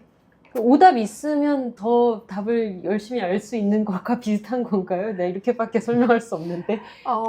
뭔가를 우리가 배우려고 할 때는 네. 우리가 가지고 있는 정보랑 바깥의 거 차이를 파악을 네, 해서 네, 그 네. 차이만큼 학습해 가면은 네, 네. 효율적으로 배워갈 네, 수 네, 있잖아요. 네, 네, 네. 그래서 그 개념인 거예요. 음. 네, 그래서 예측 오류가 너무너무 중요한데 그 중요한 예측 오류랑 도파민 신호가 비슷하다라는 거를 보여줬고 그 전에 강화학습 뭐 엔지니어링이나 이쪽에서도 뭐 인공지능 연구 옛날부터 좀 머신러닝 네네. 연구했을 거 아니에요. 네. 그러면서 이 강화학습을 만드는 모델이 있었는데 네. 그 모델로 시뮬레이션 해봤더니 도파민의 초기 신경세포의 모양이랑 나중 신경세포의 모양이랑 약 비슷해지더라는 거예요. 하나하나 설명하려고 하니까 좀 복잡해서 네. 네. 넘어갈게요. 포인트는 네. 벌써 눈이 도파민 신호가 풀렸잖아요. 있었고, 네, 모델이 있었고 그 모델로 도파민 신경세포의 모양을 잘 예측했더라는 거예요. 그래서 많은 분들이 오해를 하시는데 네. 강화학습 모델이 나중에 뇌과학을 참고해서 만든 게 아니라 네. 네. 공학 분야에서 모델이 먼저 있었고 나중에 그 모델을 그 예측오류라는 게 그 공학 분야 모델이 있으니까 네네. 갖다가 써봤는데 오씨 맞는 거예요. 오. 그 네. 봤더니 뇌네 이게 네, 우리 뇌에 뇌도 도파민이 이랬네. 있네. 하게 된 거예요. 네. 그러니까 그 연구자 입장에서는 얼마나 신났겠어요. 네, 아니, 우리가 먼저 어, 모델 만든 게. 네. 오. 그러니까 엔지니어링들은 사실 몰랐고 네. 뇌과학자들이 더 신났죠. 네, 그렇군요. 우리 밖에서 인공지능 이렇게 하는 거 학습할 거라고 생각하고 있었는데 네. 사람 뇌도 진짜 이래. 사람도 그랬네. 네, 사람 뇌도 프릭션으로 있네. 특히 도파민 그랬네. 네. 그러니까 음. 연구자들이 막 보기 시작한 야 이거 진짜 맞아 진짜 네. 맞아 하고 네. 지금 여기는 보여주는 게 뭐냐면 보상의 예측이 뭐 그림을 뭐 여러 개를 보여주면서 어떤 그림 다음에는 보상은 뭐 25% 확률로 보여주고 어떤 그림 다음에는 뭐 50% 어떤 거는 75% 또는 100% 확률로 보여줘요. 네. 그러면 예측되는 보상의 확률이 높을수록 그 요 그림을 볼 때 네. 도파민의 신호가 커지는 거예요. 아, 저 네. 피크가 지금 그렇죠. 높아지는 거죠? 그렇죠. 이건 낮은 보상, 높은 보상. 네, 네, 네, 네. 그 말인즉슨 진짜로 예측 오류 크기를 확률에 따른 예상의 크기를 반영하는 거예요. 그래서 사람들이 막 확률도 바꿔보고 크기도 바꿔보고 얼마나 기다려야 리오드가 나온지도 바꿔보고 얼마나 노력을 해야 리오드가 나오고 네. 바꿔보고 했는데 대충 맞다는 결과가 계속 쌓이는 거예요. 막 신나는 거죠. 네. 그리고 뭐 fMRI 같은 결과를 봐도 이제 fMRI 도파민을 직접 보지는 못하지만 네, 네. 도파민의 분비를 받는 영역의 활동을 봤더니 뭐 기존에 있던 강화학습 모델을 하고 뭐 비슷한 부분들이 나와. 신나는 거죠. 요게 2004년, 2003년 요때쯤이에요. 네, 네. 이런 연구들이 이제 막 나오니까 근데 과학 연구에서는 항상 그래 모든 사람이 똑같이 합창을 하진 않잖아요. 네. 저는 그 당시에는 이제 배경 지식이 별로 없던 학부생일 뿐이었기 때문에 이걸 읽고 이렇게 훅 갔어요. 네. 이게 뭐였냐면 그 칸트 베리지라고 쓰신 2007년에 쓰신 본인데 야 도파민 그 도대체 뭐 하는 걸까? 라는 얘기를 논의를 담은 되게 긴 논문을 씁니다. 네. 이분의 이야기는 세 가지였어요. 첫째, 라이킹이다. 우리가 쉽게 말해서 행복 호르몬, 쾌락 호르몬 같은 쾌락을 담는 거다. 둘째, 원팅. 이거를 내가 얼마나 강렬하게 원하는가. 네. 동기부여를 얼마나 하는가를 말하는 거다. 셋째, 이제 예측 오류는 아까 강화 학습이 중요하다고 했잖아요. 학습 신호다. 야, 너 지금 배워하고 가르쳐주는 티칭 신호다. 요 세 가지를 놓고 이 중에 뭐가 맞을까 하고 그때까지 나왔던 연구를 샥 보기 시작합니다. 네. 자, 많은 분들이 알고 계시는, 잘못 알고 계시는 네. 그 쾌락부터 들어갈게요. 네. 네. 이 쾌락 얘기가 나온 게 한 1980년쯤부터 네. 뭐 이런 얘기가 나왔다는 것 네. 같아요. 아, 89년. 이분들이 결과는 도파민은 쾌락 호르몬이 아니라는 거예요. 그래서 먼저 동물 신호에서 그 동물이 기쁠 때 짓는 쥐가 여기 사진에 네네. 보이죠? 기쁠 때 짓는 거예요? 표정이랑 소리랑 라는 표정이죠. 표정. 귀여워. 이렇게 담궈 먹었을 때 애기 표정이랑 막 이렇게 세상에 비교하면서 이런 것이. 이렇게 비교를 해서 봤더니 이게 도파민이 아니라 그 오피오이드 계열. 네, 그러니까 요런 게랑 훨씬 더 관련이 많더라. 마약 관련이군요. 약간 살짝 마약스러운 네, 오피오이드 하면 아편이니까. 아편, 네네. 그런 거 근데 아니에요? 체 안에도 원래 네네. 그게 있으니까, 있잖아요. 예, 예, 예. 엔돌핀 뭐 이런 네네. 예. 맞았던가? 애들 있으니까. 네. 네, 그래서 요게 더 관련이 되는 음. 거고 도파민은 아니더라. 관련이 음. 없대. 이게 없어도 사람이 그 좋아하는 감정을 느낄 수 있더라. 네. 그러니까 그런 얘기를 했고 그러면 도파민은 도대체 뭘 하는 거냐라고 해서 위에 두 개는 지금 약효과가 뭔지 지금 다시 논문 보니까 잘 안 나와 있던데 밑에는 이제 도파민을 준 거예요. 네. 도파민을 줬더니 그 빨간 선이랑 나머지 선이랑 보면은 네. 유포리아, 행복감에는 차이가 없죠. 네. 근데 왼쪽에 원팅, 얼마나 강렬하게 원하는가를 보면은 이게 차이가 있잖아요. 차이가 많이 그래서 나네요. 도파민이 원팅을 유발한다. 이 사람은 강렬하게 뭔가를 원하게 만든다. 갈망하게 만든다. 네, 네. 이게 이제 이분의 결론이었어요. 그분의 결론이었고 이제 아니야 티칭 시그널이라고 말하는 사람들이 이제 계속 티칭 시그널 증거를 만드는 논문들을 계속 네, 만들어내고 네, 있었죠. 네. 그러면서도 이제 도파민이 이제 그 예측 오류랑 비슷하다는 증거들이 한켠에는 쌓여가고 있고 한켠에는 원팅이라는 증거들이 막 쌓여가고 있고 막 이렇게 되고 있었는데 이제 그러면서 이제 한편으로는 이제 그 전까지만 해도 도파민은 되게 단일하다. 도파민을 분비하는 영역이 두 군데가 있는데 BTA랑 SNC라고 하는 영역이 있는데 어느 쪽에 있는 도파민이든지 얘들은 같은 정보를 담고 있고 뭐 대체로 비슷한 일을 해 네. 라고 하고 있었는데 2008년쯤 돼서 도파민의 분비를 받는 영역이 그 대표적인 부분이 제일 많이 받는 부분이 줄무늬체라고 해서 있지만 그 말고 전전두엽 여기 이마 뒤쪽에 전전두엽 네네. 받고 있거든요. 네네. 줄무늬체는 이제 피질 하부 영역에 속하는 거고 네. 이거는 피질에 속하는 영역인데 근데 어느 분이 그 도파민 신경세포들에 이제 어떤 분자를 발현하는지를 네. 비교를 해봤더니 전전두엽에 가는 애들은 줄무늬체에 가는 애들이랑 뭔가 하여튼 분비하는 게 되게 다르더라는 아, 연구가 나온 거예요. 같은 도파민인데도 네, 도파민 네. 신경세포인데도. 그러면서 이제 야, 도파민 세포들끼리도 뭔가 다른 게 있지 않을까. 표적 영역에 따라서. 그러면서 그런 연구들이 호모지너스하다, 아니다, 다르다 하면 사람들끼리도 또 이제 막 싸우면서 네. 연구가 이렇게 쭉 계속되기 시작합니다. 네. 그러다가 이제 그런 연구가 계속돼서 다르다는 쪽이 이겼어요. 네네. 네. 다르긴 달랐군요. 네, 그러니까 한 2020년쯤 돼서 보면은 한 10년이나 걸렸구나. 그동안. 10년 네. 동안. 뭐 다르다는 증거가 계속 쌓이게 네네. 쌓여왔죠. 네. 그 같다는 증거는 올해는 못 갔어요. 네네. 2010년대 초반까지 논문이 나오다가 단일하진 않았구나, 도파민이라는 게. 네. 네. 그래서 보면 줄무늬체 영역을 보통 한 세 부분 벤트럴이랑 복측이라고 하나요? 네. 복측 그 줄무늬체랑 저 위쪽이랑 이쪽에 질문하신 네. 거예요? 앞쪽이랑 어디 질문하신 거예요? 여기는 전문가 있나 지금? 하여튼 영역을 세 군데 나누는데 보면은 모양이 뭐 확실히 다르잖아요. 네네. 그 영역 표적 세포에 따라서 도파민이 한 가지만 하는 게 아니라 음. 그러니까 대충 뭐 강화학습 신호랑 비슷하긴 한데 달라. 크기가 좀 달라. 하여튼 달라. 네네. 라는 얘기가 나왔고 네. 그러면서 또 다른 게 또 나와요. 표적 영역에서 분비되는 도파민의 그 스파이크가 있고 신경세포에서 활동 전이가 나가는 양상이 있고 네네네. 그다음 활동 전이가 끝에 도달한 그 축삭돌기 끝에 도달한 다음에 도파민이 분비가 되잖아요. 네네네. 그 활동 전이가 있고 분비가 있고 이게 항상 일치하지 않거든요. 오, 그래요? 아, 저도 그런 줄 알았어요. 오. 저도 일치하는 줄 알았는데 네. 이 활동 전이가 이까지 간다고 반드시 도파민이 분비되는 것도 아니고 오. 이 활동 전이가 없는데도 도파민이 분비되게 돼요. 오씨 어떻게 그렇죠? 뭐 어떻게 된 거야? 왜? 원래 도파민만 그런 게 아니라 다른 다른 것도 신경세포들도 그래요? 어느 정도 네. 이게 아. 확률적이다 보니까 좀 그런 네, 그럴 수 네, 있는. 네. 있는데. 근데 이게 그냥 뭐 그렇게 막 랜덤하게 일어나는 게 아니라 아까 잠깐 말씀드렸던 가바라던가 네. 뭐 글루타메이트라던가 네. 아세틸콜린이라던가 네. 이런 애들이 도파민 요 끝에서 분비되는 양이나 이런 거를 분비되는지 여부를 조절해 주더란 거예요.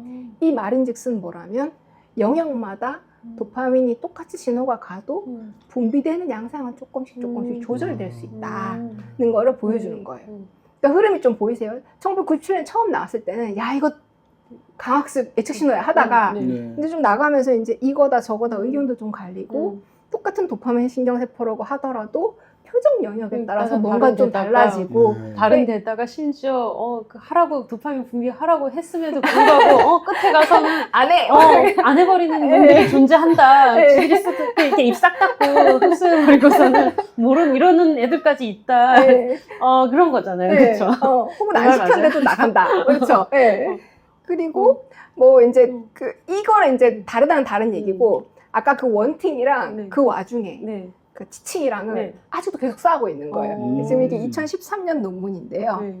지금 여기 보면은 그러니까 그 강화학습 모델 이론에 따르면 아까 여러분이 보신 거 기억나시나요? 뭔가 이렇게 도파민 신호가 샥 올라갔다가 떨어지잖아요. 네네네. 샥 올라갔다 떨어진단 말이에요. 네, 네. 그러니까 이런 게 나와야 되는데 네. 그런 게 안 나오고 이렇게 점점 증가하는 패턴이 관찰이 된 거예요. 이 태스크는 뭐였냐면 쥐가 한쪽 끝에서 삐 소리를 들으면 막 달려가요.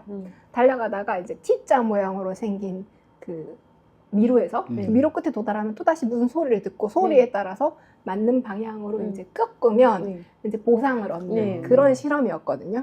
그럼 이제 강학습 모델에 따르면 시작 출발할 때 삐 소리 날 때 뭔가 이렇게 쫙 올라가야 돼. 맞아 이제 끝에 돌아가서 또 이제 무슨 소리를 들으면 고개 맞게 또 샥 올라가고 되고. 도파민 리워드 받으면 또 샥 올라가고 뭐 이런 거에 나와야 되는데 네. 점점 증가했단 말이에요. 그래서 이분들은 또 이제 그 강학습 쪽을 믿는 분들이 아니었어요.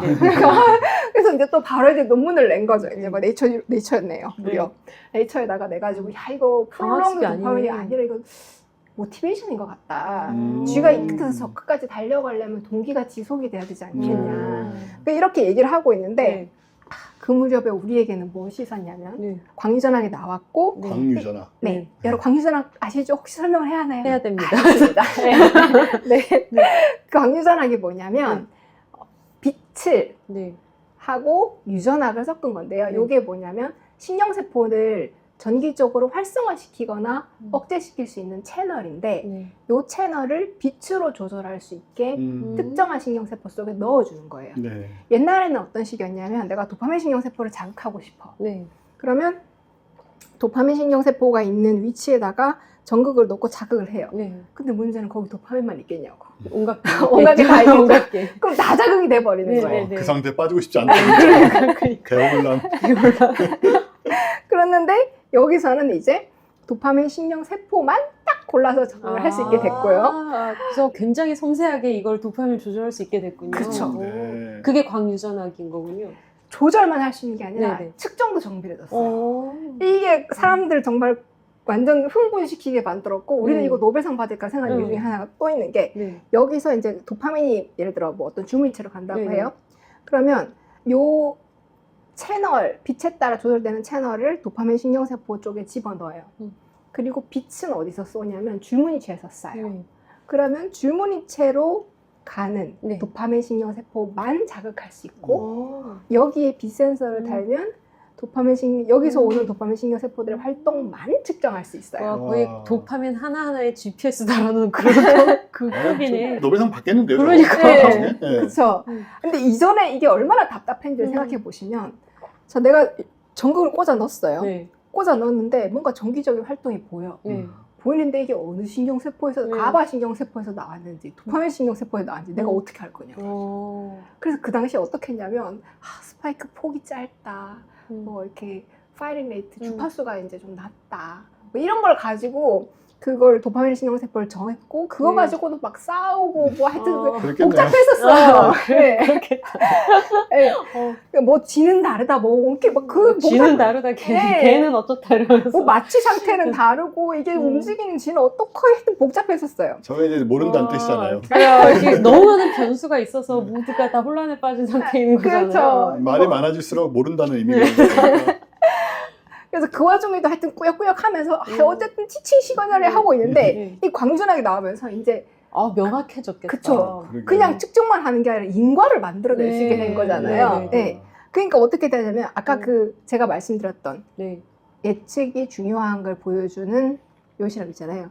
요거요. 네, 요겁니다. 네. 네. 요거를 블라킹 예측으로. 실험이라고 해요. 네네네. 네, 왜냐하면은 요 기계의 학습을 테니스가 막아버리잖아요. 네네. 그래서 블라킹 패러다임이라고 부르는데 오. 광유전학이 나오면서 연구자들이 뭘 했냐면 요거를 보여줄 때 네. 도파민 신경세포들을 쫙 자극을 한 거예요. 네. 마치 요 기계를 보여주는 동안 추가의 보상을 받게 된 거죠.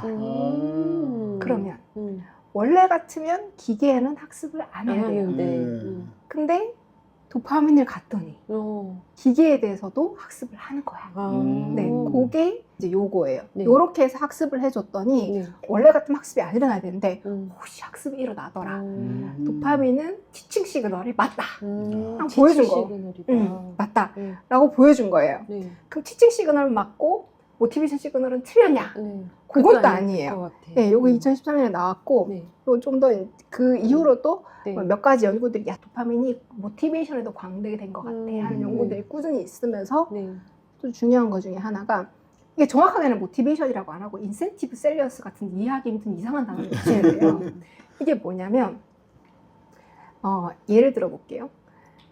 레버가 두 개 있는데 내가 왼쪽 레버를 누를 때만 먹이가 나와요. 네. 그런데 네. 오른쪽 레버도 있잖아요. 네.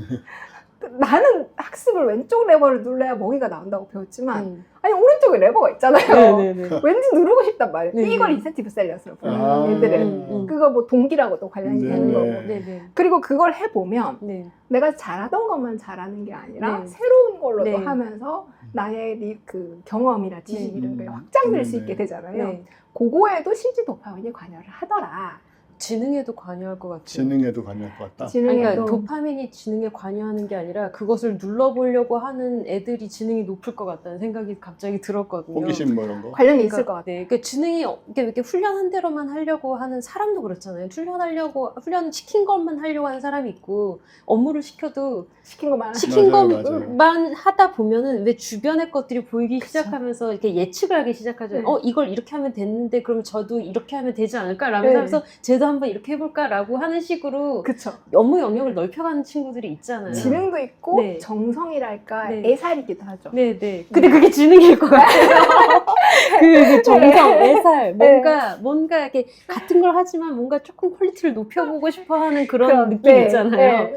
좀 더 잘해보고 싶은데, 막 이런 네. 느낌, 막 그런 걸 보면 저는 그것도 약간 어느 정도의 지능인 것 같은 생각이 드는 게 약간 지능이 높다 낮다의 개념이 아니라 좀 다른 영역의 지능이지 않을까 하는 생각을 했거든요. 네. 뭔가 확장하고 싶어하는 막 그런 느낌? 단순히 호기심으로만 볼 수는 없고 그쵸. 뭔가 네. 적용하고 싶어 하는 거. 왜냐면 똑같이 생겼잖아요. 이거 보상이 나오는 거랑 똑같이 생겼잖아. 그러면 해보고 싶지 않겠어요? 네.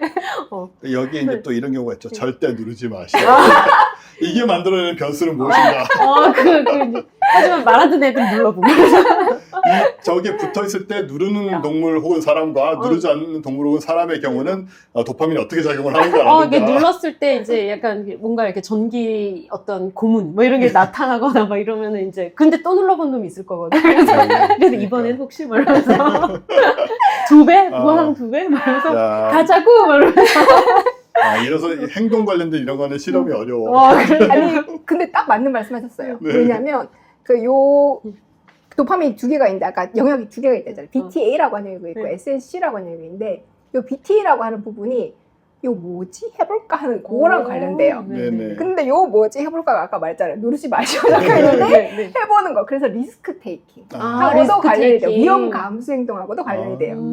지능하고도 관련이 돼요. 뭐 이거 좀 건너야 되는 얘기긴 하지만 요 BTA가 전전두엽으로도 보내거든요. 그리고 그 사람의 경우에는 도파민이 전전두엽으로 이렇게 보내는 그 신경세포가 멀잖아요. 멀리도 구줄이 간단 말이에요. 그 기신경세포가 굉장히 잘 발달해 있어요. 그래서 지능이 그 지능하고 관련이 있을 걸로 추정이 되고 있고, 그리고 실제로 발달 단계에서 이 도파민 신경세포 축삭돌기가 전전두엽까지 가는 요 발달 단계는 되게 느리게 일어나거든요. 한 20대 초반까지 계속 일어나요. 그래서 요게 그 발달 단계의 질병들하고도 관련이 있습니다. ADHD, 아동 ADHD가 그러니까 이런 그 속도랑 관련돼서 일어나다가 이제 다 발달돼서 어른되면 없어지는 경우가 많고요. 그 다음에 그 조현병 같은 경우도 보통 10대에서 20대 초중반에 말이 발현이 되고 그 이후에는 발현되는 경우가 좀 확 줄어듭니다. 네. 이거는 갑자기 좀 딴 얘기인데 막 갑자기 마흔 이후에 생기는 조현병 같은 경우에 뭔가 조현병? 뭔가 망상병? 이런 거는 좀 다른 얘기인가요? 일단 제가 지금 어느 정도 완전 그거랑 관련 집중된 논문은 아니어서 기억은 안 나지만 하여튼 공식 논문에서 그 40 이후에 발현되는 조현병은 극히 드물다라는 걸 본 경우가 있고요.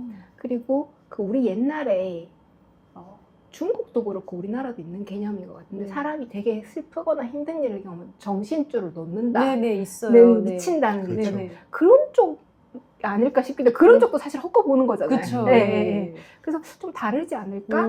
다를 수 싶기도 해요. 완전 다른 프로세스일 수도 있고. 근데 외국 소설이나 이런 거에서는 저는 그런 얘기가 있는 걸 본 적이 없어가지고 그래서 화병처럼 그래서 계산된 병이 없는 게 아닌가? 뭐 그런 생각도 들긴 합니다. 추정이에요. 네. 그래서 어디까지 했냐면 그 티칭인 줄 알아. 티칭이거나 딱 보여줬는데 모티베이션도 틀리진 않아. 원팀도 틀리진 않더라. 되게 맞는 부분이 맞더라. 얘기가 됐고, 그럼 거기서 이제 우리는 도파민이 뭐 하는지 결론이 났고 연구는 땅땅 끝났는가? 그러니까 그렇지 않습니다. 지금도 연구가 계속 되고 있고요. 요거는 예시로 보여드리는 건 2020년에 나온 건데, 우리 뭐 이제 영역별로 다양성 다르고 표적 분야별로 다잖아요. 이제 세포 단위로 내려갑니다. 도파민 신경 세포별로 어떤 애는 보상을 더 좋아하고 어떤 애는 실망에 더 잘 반응하더라. 그래서 안에 다양성이 있다라는 게 나왔고 그 말고 최근에는 가까운 당장 오는 보상에 관심 있는 도파민 신경세포들, 멀리 오는 거에 반응하는 신경세포, 그런 쪽으로도 다르다는 얘기. 세포 수준으로 다양성도 이제는 보여지고 있고, 그거 말고 또 하나 여러분 도파민 관련해서 많이 들으셨을 게 파킨슨병입니다. 그렇죠. 네, 파킨슨병 얘기 안 할 수 없죠. 도파민 신경세포들이 특히 SNC라고 하는 영역에 있는 신경세포들이 많이 죽어나가면서 생기는 병이 파킨슨병인데, 파킨슨병은 움직임을 시작하기 힘들고, 그러니까 이렇게 트레머가 있고, 그 다음에 동작 자체가 굉장히 느리고 이런 거를 동반해요. 그래서 도파민이 움직임을 일으키는 거하고 되게 관련이 많다라는 건 알려져 있었는데, 사람들이 사실 조금 모른 채 하고 있었던 게 있죠. 난 몰라. 그냥 나는 초파리 뭐 왼쪽 다리에 두 번째 털을 연구하는 사람인지 난 세 번째 털 따위는 몰라. 이렇게 하면서 이렇게 안 보고 있었던 경향이 있죠. 그랬는데 그러면서도 그 와중에 야 뭔가 움직임 시작하기 직전에 도파민 신호가 좀 커지는 것 같은데 야 이 관련이 있는 거 아니야?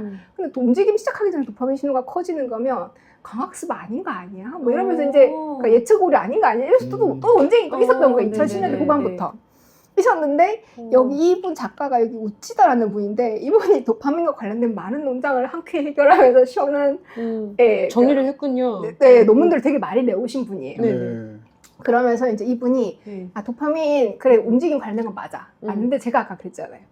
그 활동 전이가 나가는 거랑 분비되는 거랑은 다르다고. 그래서 이 활동 전이로 나가는 이런 도파민은 도파민 레벨이 어느 정도만 있으면 움직이는 상관없고 활동 전이로 나가는 이런 도파민이 있는 거는 원팅하고 관련된다. 그 원팅 학습하고 관련된 거를 좀 더 적극적으로 하게 하는데 그러니까 우리가 그렇잖아요. 뭔가 이렇게 요거 했더니 리월드가 나오네 하면 좀 더 열심히 하게 되잖아요. 그러니까 그렇게 그래서 티칭하고도 무관하지 않고 원팅하고도 무관하지 않게 이렇게 작용을 한다. 그리고 움직임하고는 이런 모양은 상관없고 기본만 되면 된다. 아, 기본만 있으면 기본만 있으면 된다. 움직이면 된다. 그래서 그러니까 이런 연구들을 해왔습니다. 그 제가 여태까지 긴 시간 동안 지금 얘기하는 거 30여 년, 30여 년 넘네요. 거의 30여 년 동안에 이제 도파민 연구들을 이제 쭉 설명을 드렸는데 자, 여기까지 오고 나면 여러분 기를 잃으셨을 거예요. 네, 그래서 그렇죠. 찬물 샤워하면 그래서 도파민 시스템이 이제 재정비 되느냐. 이게 유튜브에서 맨날 하는 말 있잖아요. 그런 게 다시 궁금해지잖아요. 디지털 디톡스를 통해서 도파민 디톡스를 해야 된다. 할 수 있는 것인가, 막 이런 거. 핸드폰 안 보면 되는데. 내가 지금 잠깐 핸드폰 게임에서 약간의 약한 도파민 중독. 도파민 중독, 막 쇼츠 이런 거 보면서 내가 이제 그 학습 능력을 잃은 것이 사실인가, 약간 이런 거 물어보고 싶잖아요. 샤워 나면은 머리와 함께 다 씻겨 내려가지고 이렇게 찬물 샤워하면은 아침에 그냥 다 씻겨 내려가죠. 그렇지 않은가요? 자, 여러분의 답은 여기 다 들어 있습니다. 방금까지 한 내용에. 자, 내가 뭔가를 했어요. 근데 해야 될 일이 있음에도 불구하고 만사 제쳐놓고 이걸 계속 하고 싶단 말이에요. 그러면 뭐겠어요? 도파민이 되는 거죠. 도파민에 중독되는 건 아니고 그런 도파민에 아까 레버 누르는 것처럼 반응을 유발하는 그 행동에 우리가 중독된다라고 하죠. 또는 물질에. 그리고 뭐 내가 뭐 이거를 사람들 얘기를 하다 보면 뭐 굳이 이걸 가지고 또 내 삶에 적용할 수 있는 게 없느냐 이렇게 얘기를 많이 하시는데요. 제가 그냥 느끼는 거는 그거예요. 도파민이 우리는 강학습을 하잖아요. 내가 보상이 와야 내가 그 행동을 좀씩 강화해 간단 말이에요. 근데 내가 뭔가를 해서 실패를 했어요. 실패는 성공의 어머니, 전 잘 아닌 것 같아요. 아닌 것 같아요. 실패를 강화할 뿐이잖아요. 그래서 이렇게 저는 그 생각이 들었던 거예요. 그러니까 제가 한번 심하게 우울증과 번아웃이 오게 된 적이 있는데 그게 어떤 거였냐면 그 전에 너무 일해서가 아니라 그냥 단순히 너무 많이 일해서가 아니라 근데 그 너무 많이 일한 거 같은 경우는 예전에도 있었어요. 저는 약간 ADHD가 심했는데 ADHD 특징이 집중을 안 하는 게 아니라 집중할 대상을 내가 선택하지 못한다는 것이었단 말이에요. 그래서 항상 뭐에 빠지면 아무것도 하고 싶지 않고 그것만 하고 싶었단 말이에요. 근데 그것만 하다가도 이제 갑자기 그냥 이제 끌려가듯이 다른 거에 집중이 되기 시작하는 거예요. 그래서 집중이 나를 끌고 다니는 거죠. 아무 대상이나. 그래서 항상 그런 거에 끌려다니던 그런 버릇이 있던 사람이라서 뭔가를 하면 좀 몸이 상할 때까지 했었거든요. 그래서 일을 많이 한다고 단순히 번아웃이 온 게 아닌데 한때 정말로 일을 열심히 했는데 그때 제가 엄청나게 이 일에 에너지와 기대가 있었는데 그 모든 것이 하나도 맞지 않고 다 좌절되면서 그냥 갑자기 망한 거예요. 그 많은 일들이 어떤 것도 이제 제대로 된 보상을 주지 않았고 모든 예측이 다 실패했어요. 계속 예측이 실패한 상황에서 끌고 가기가 너무 어려운 거예요.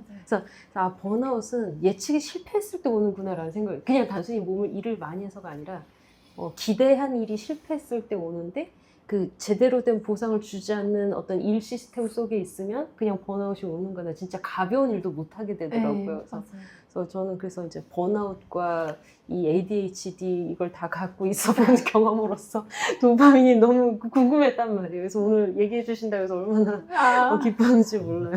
그래서 사실 강학습을 하는 그 에이전트, 주체의 입장에서는 나한테 보상이 안 와. 근데 그걸 계속하는 것 자체가 부적응적인 거거든요. 네.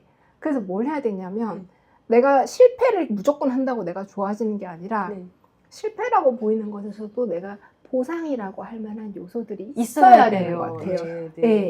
그게 있어야 나를 강화시킬 수 있고 속달시킬 수 있는 것 같아요. 맞아요. 실패를 통해서 배운다는 관념이라도 있어야 되는 거죠. 나는 이걸 딱 실패를 이렇게 생각했던 거랑 다르지만 이 안에서 다른 예측하지 못했던 다른 성공들도 있었어야 된다는 거야. 아, 이걸 통해서 이걸 알았네라든가 이걸 뭐 약간 이런 식으로 돌아갈 거라도 있어야 되는데 그냥 너무 완벽하게 다 실패를 했을 때 근데 그게 계속 반복된다면 정말 같은 일을 하기가 너무 어려운 거예요. 그래서 그냥 막연하게 배운다가 아니라 구체적으로 요걸 배웠고 요게 나한테 보상이 돼. 이거 남았다. 막 이런 생각이 나 요걸 건졌어. 아니면 하다못해 내가 지금 산책을 한 걸 건졌어. 저 사람을 알았어. 하는 게 이렇게 뭔가 그런 게 건져진 게 있어야 되고 그리고 여러분들이 동기부여로 가면 우리는 수능 100일 이거 생각한단 말이에요. 근데 그게 아니라 도파민은 분비가 된 다음에 얼마나 빨리 사라질까요? 1초. 1초도 깁니다. 네, 한 500ml 안 될 거예요. 줄무늬체에서는. 전 전두엽 에서는 그래도 몇 분은 갑니다. 네. 그래서 동기를 시간을 되게 나눠서 쪼개서 생각해야 돼요. 훨씬 더 나눠서 쪼개서 생각을 해야 되고 내가 먼 미래를 잡기보다는 당장 요구하고 나서 기쁜 거 당장 요구하고 나서 좋을 거를 생각해서 그래서 왜 쇼핑 누르고 나면 쇼핑 누르는 순간 딱 즐겁지만 택배 오는 까기 귀찮잖아요. 내가 이거 샀었나? 이걸 샀었나? 내가 왜 샀었지? 이렇게 봤을 때 이렇게 그닥 기쁘지 않고 내가 이런 걸 샀다고 그러면서 막 약간 좀 더 가면 이제 그 환불에 대한 유혹도 생겨나고 아니 이거를 이렇게 딱 사는 순간 기쁜데 맞아요. 탁배만 보는 순간 이거 뜯어야 되고 분리수거해야 되고 막 이렇게 그러니까 이게 그렇게까지 기쁘지 않은데 이렇게 생각. 그런 것도 있어요 진짜로. 그 물건 샀다가 아무리 생각해도 안 쓸 것 같은 거야. 그러면 이제 요즘은 쇼핑몰에 따라서 그냥 무료 환불되는 경우 많잖아요. 환불 취소 이래가지고 그냥 내놨을 때 쾌감도 있어요. 살 때 느끼고 치울 때 또 느끼면서 돈 한 번 안 쓰고 두 번을 느끼는 거죠. 아니 쇼핑몰에서 싫어합니다. 지금 이 대사를. 죄송합니다. 쇼핑몰 관련자 여러분들. 그래서 근데 그러니까 이런 보상을 얘기할 때는 제가 얘기를 하면서 이 도파민까지 얘기를 하면서 많은 분들이 도파민에 관심을 갖게 된 이유는 자기 감정이 쾌감, 신나는 느낌, 짜릿함 뭐 이런 걸 표현하기 위해서 도파민을 가지고 왔는데 도파민은 행복이 아니야. 라이킹이 아니라고 내가 거의 맨 첫 부분에서 째버렸잖아요. 2007년 논문 얘기하면서. 그래서 사람들이 궁금해하는 그 감정에 대한 느낌, 그 느낌은 빠져버렸단 말이에요. 그래서 그 얘기가 요즘 나오고 있습니다. 사실 과학 연구는 객관적인 측정을 중요시하기 때문에 그런 주관적인 부분은 다루기 힘든 측면이 있었어요. 근데 그런 감정의 주관적인 부분이 중요하다라고 하는 게 뭐 이제 리사 베럿 같은 분들도 이런 얘기를 하고 요즘 컨셔스니스 연구하시는 분들도 좀 많아지고 있거든요. 과학 연구의 덕분이기도 하고 부분적으로는 인공지능이 발전하면서 야, 저거 의식이 생기면 어떡하지? 그거 측정할 방법 없어? 이런 고민 때문에도 많아지고 있고요. 그 다음에 그러니까 이런 이해 때문에도 많아지고 있습니다. 제가 아까 맨 처음에 말씀드렸던 공포 조지 프루드가 대표적으로 이런 이야기를 하시는 분인데요.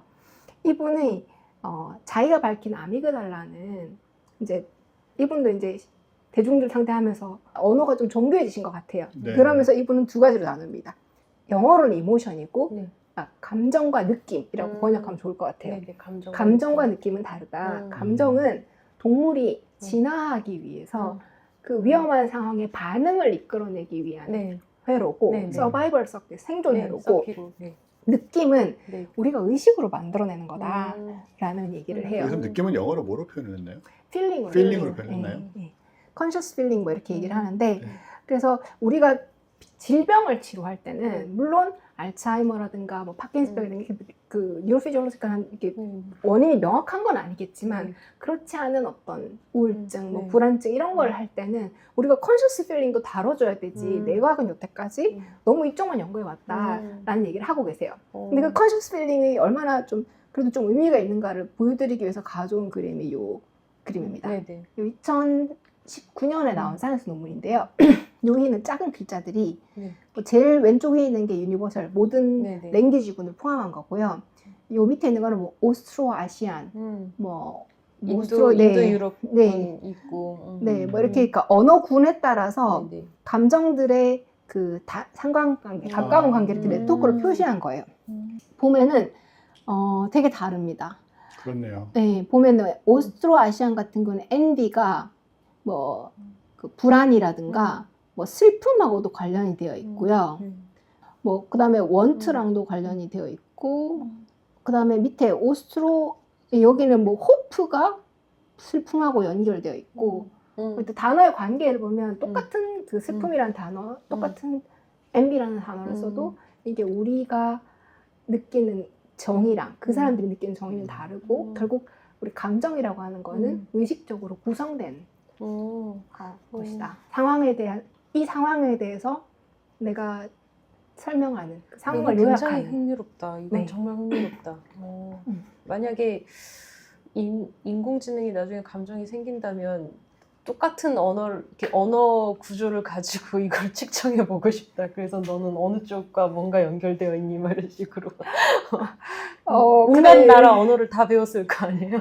그런데 그러니까 나라마다 네. 학습시킨 양의 차이가 있잖아요. 아, 그렇겠다. 네. 그러면 네. 미국 애들이 제일 많이 시켰을 테니까 네. 그쪽에 영향을 많이 받았겠네요. 그렇죠. 아.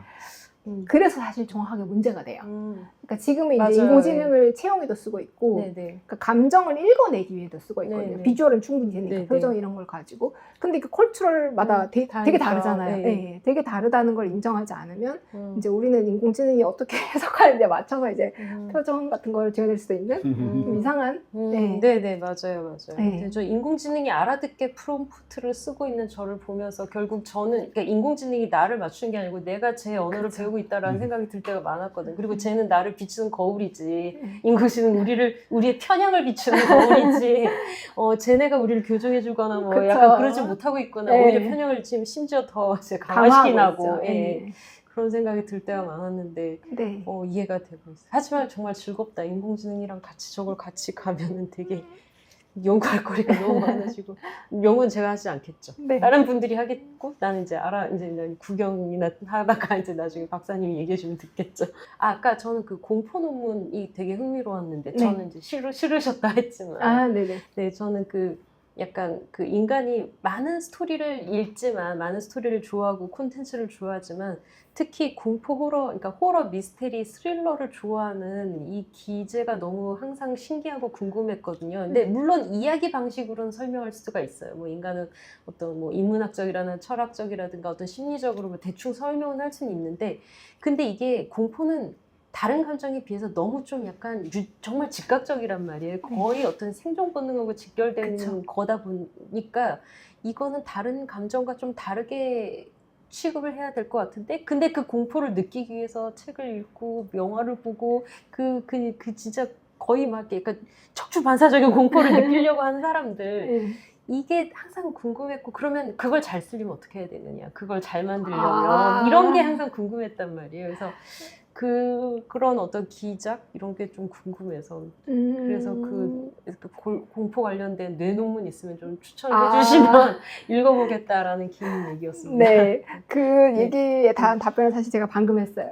네. 뇌과학은 네. 여태까지 네. 이모션에만, 감정에만 집중하고 네. 의식적으로 느껴지는 감정, 그 느낌에는 집중하지 않았다. 이제 할 거다. 네, 그러니까 이거는 제가 아직은 뭐 없는 상태군요. 답변할 수가 없다. 그렇군요. 네. 저는 좀 조용히 있는 이유가 네. 네. 이게 지금 제가 쪽에 천착하고 있는 주제하고 너무 관련이 있어가지고 아, 열심히 메모했군요. 말을 하기 시작하면 네. 전 교수님이 말씀하실 시간이 없어질 것 같아서 네, 그거 다음 시간에 이거 뭔가 연결돼서 계속 해도 재밌을 것 같아요. 예, 사실 말씀하신 대로 그 주관적 감정이라는 거를 사실 서양 전통에서 과학도 그렇지만 철학 전통에서 쫙 간과한 경향이 많이 네네. 있단 말이죠. 네. 근데 동양 쪽의 철학이나 전통은 그쪽으로 굉장히 깊이 파고든 케이스고 그게 사실 굉장히 크게 구별이 되거든요.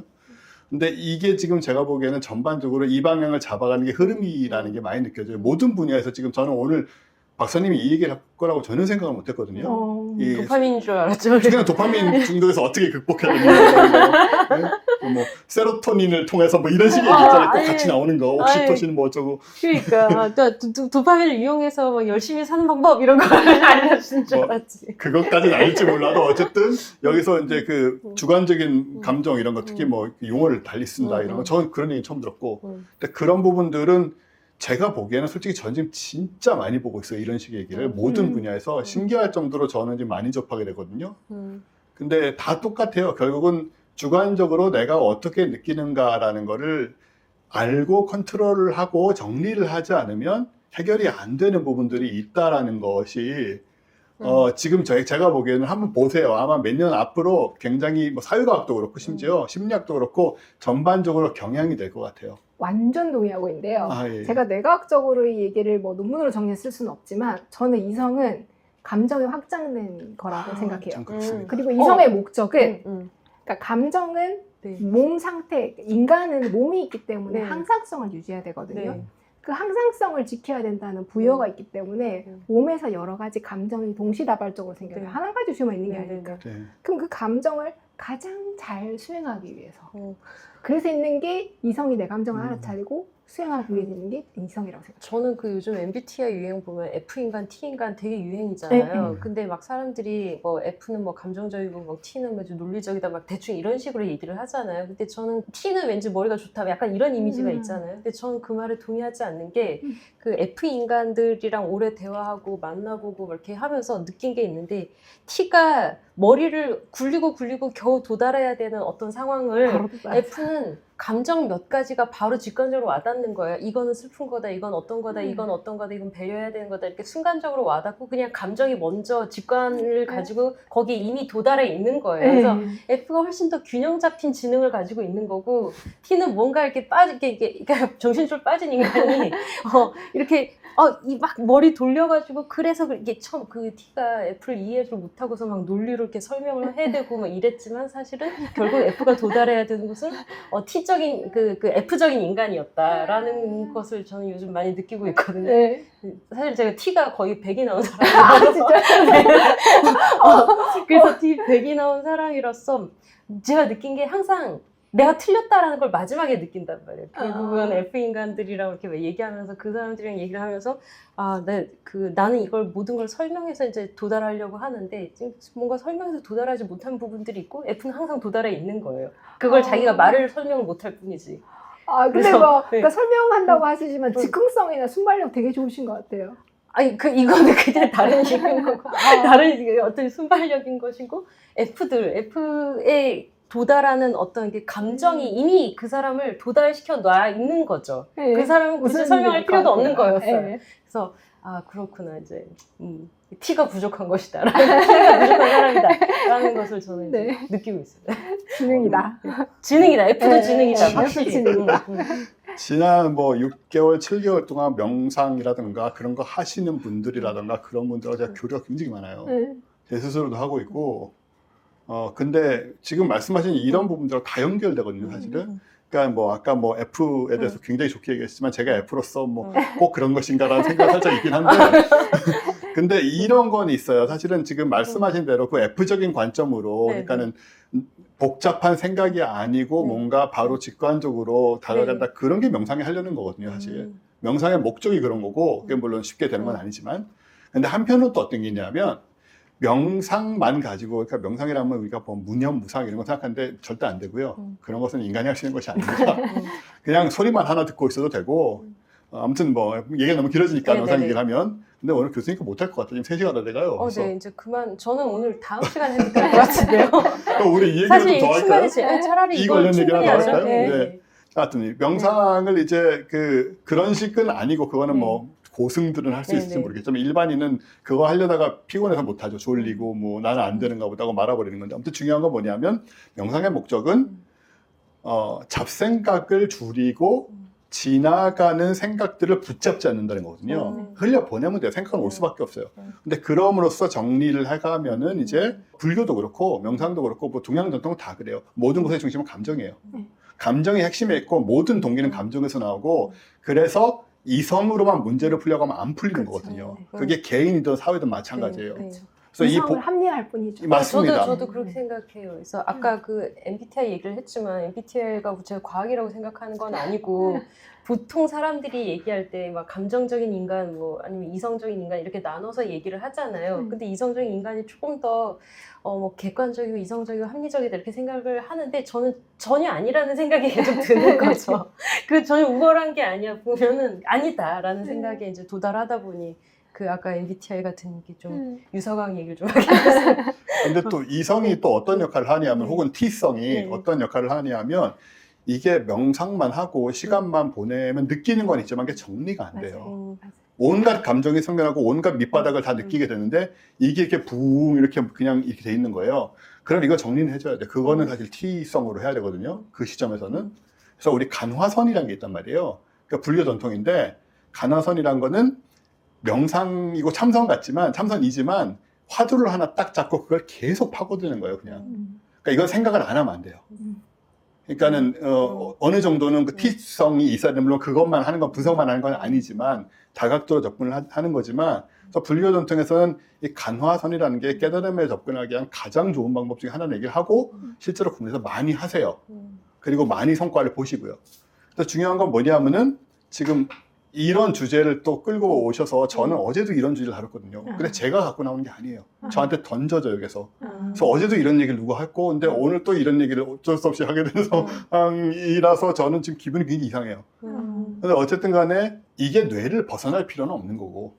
그리고 저는 그렇게 생각해요. 이런 뭐 감정이나 명상이라든가 뭐 이런 선이라든가 이런 얘기를 다 할 때도 신비주의를 가질 필요는 없어요. 사실은. 뇌도 몸도 벗어날 수 없죠. 필요 없어요. 그리고 사실은 요즘 불교에서는 몸을 진짜 중요하게 생각을 하거든요. 사실 근데 뇌가 몸 아니에요, 근데. 그뿐만 아니고 몸 전체를 또 네, 굉장히 네. 중요하게 네, 생각을 네. 해요. 뇌를 포함해서 몸 전체를 왜냐하면은 사실은 몸 전체가 뇌이기도 하고 신경계라든가 그 모든 것이 다 연결돼 있기도 하고 그래서 그런 것들은 이제 불교에서도 중요시하고 또 제가 아시는 그 참선 오래 하신 교수님 계신데 그분은 항상 몸 얘기를 하세요. 몸을 다 관리를 해야 되고 몸을 통해서 다 나오는 거다. 감정은 기본이고. 저는 이거 좀 추가를 하면 제가 이제 계속 인공지능에 대해서 얘기를 하고 있고 또 인공지능에 대해서 여러 가지 이제 인공지능 예술이죠. 저는 아트 얘기를 되게 많이 하고 있고 여기저기서 이제 또 막 강의도 다니고 토크도 많이 가는데 그 최근에 도달한 결론이 뭐냐면 인공지능 예술이냐 아니냐 뭐 이런 논의는 사실상 의미가 없고 예술인 건 맞아요. 근데 인간과 예술과 뭐가 다르냐, 인공지능은 창의성이 있느냐 없느냐, 창의성 이런 문제가 아니에요. 뭐가 진짜 다르냐면 인공지능은 몸을 통과하지 않은 예술인 거예요. 그러니까 뭐 그럼 또 이런 말을 하거든요. 그래도 인공지능에 몸을 입히고 로봇을 입히면 되지 않느냐. 그게 아니라 인간은 몸을 통해서 정체성이 형성되거든요. 몸을 통해서 좌절을 하고 그래서 어렸을 때부터 동아시아 여자로 태어난 사람, 동아시아 여자의 작은 여자로 태어난 사람, 서양의 백인 누어로 태어난 사람 몸을 벗어날 수가 없다고. 인간은 이 몸을 갈아 끼울 수도 없고 그렇단 말이죠. 그래서 몸으로 정체성을 가지고 있는 것이 이제 인간이고 그래서 인간의 예술은 그 정체성의 예술이고 몸을 통과한 예술이에요. 그래서 그 인공지능이랑 소설 쓰기, 그림 그리기를 해보면서 가끔 이런 게 있어요. 그러니까 인간이랑 예술을 하거나 공동 작업을 할 때는 우리 이제 동아시아 여자로서 이제 작은 여자로서 지금 현대 2000년 이후의 여자로서 뭔가 이 작업을 해보자라고 하면 다 자기가 어렸을 때부터 몸을 통과해서 경험했던 경험들이 있어요. 그때 뭐 기뻤던 거, 슬펐던 거, 억울했던 거 있단 말이죠. 그걸 예술로 표현했을 때는 그게 이제 정체성의 예술인 건데 인공지능은 자기 몸을 가지고 정체성이 하나가 아니잖아요.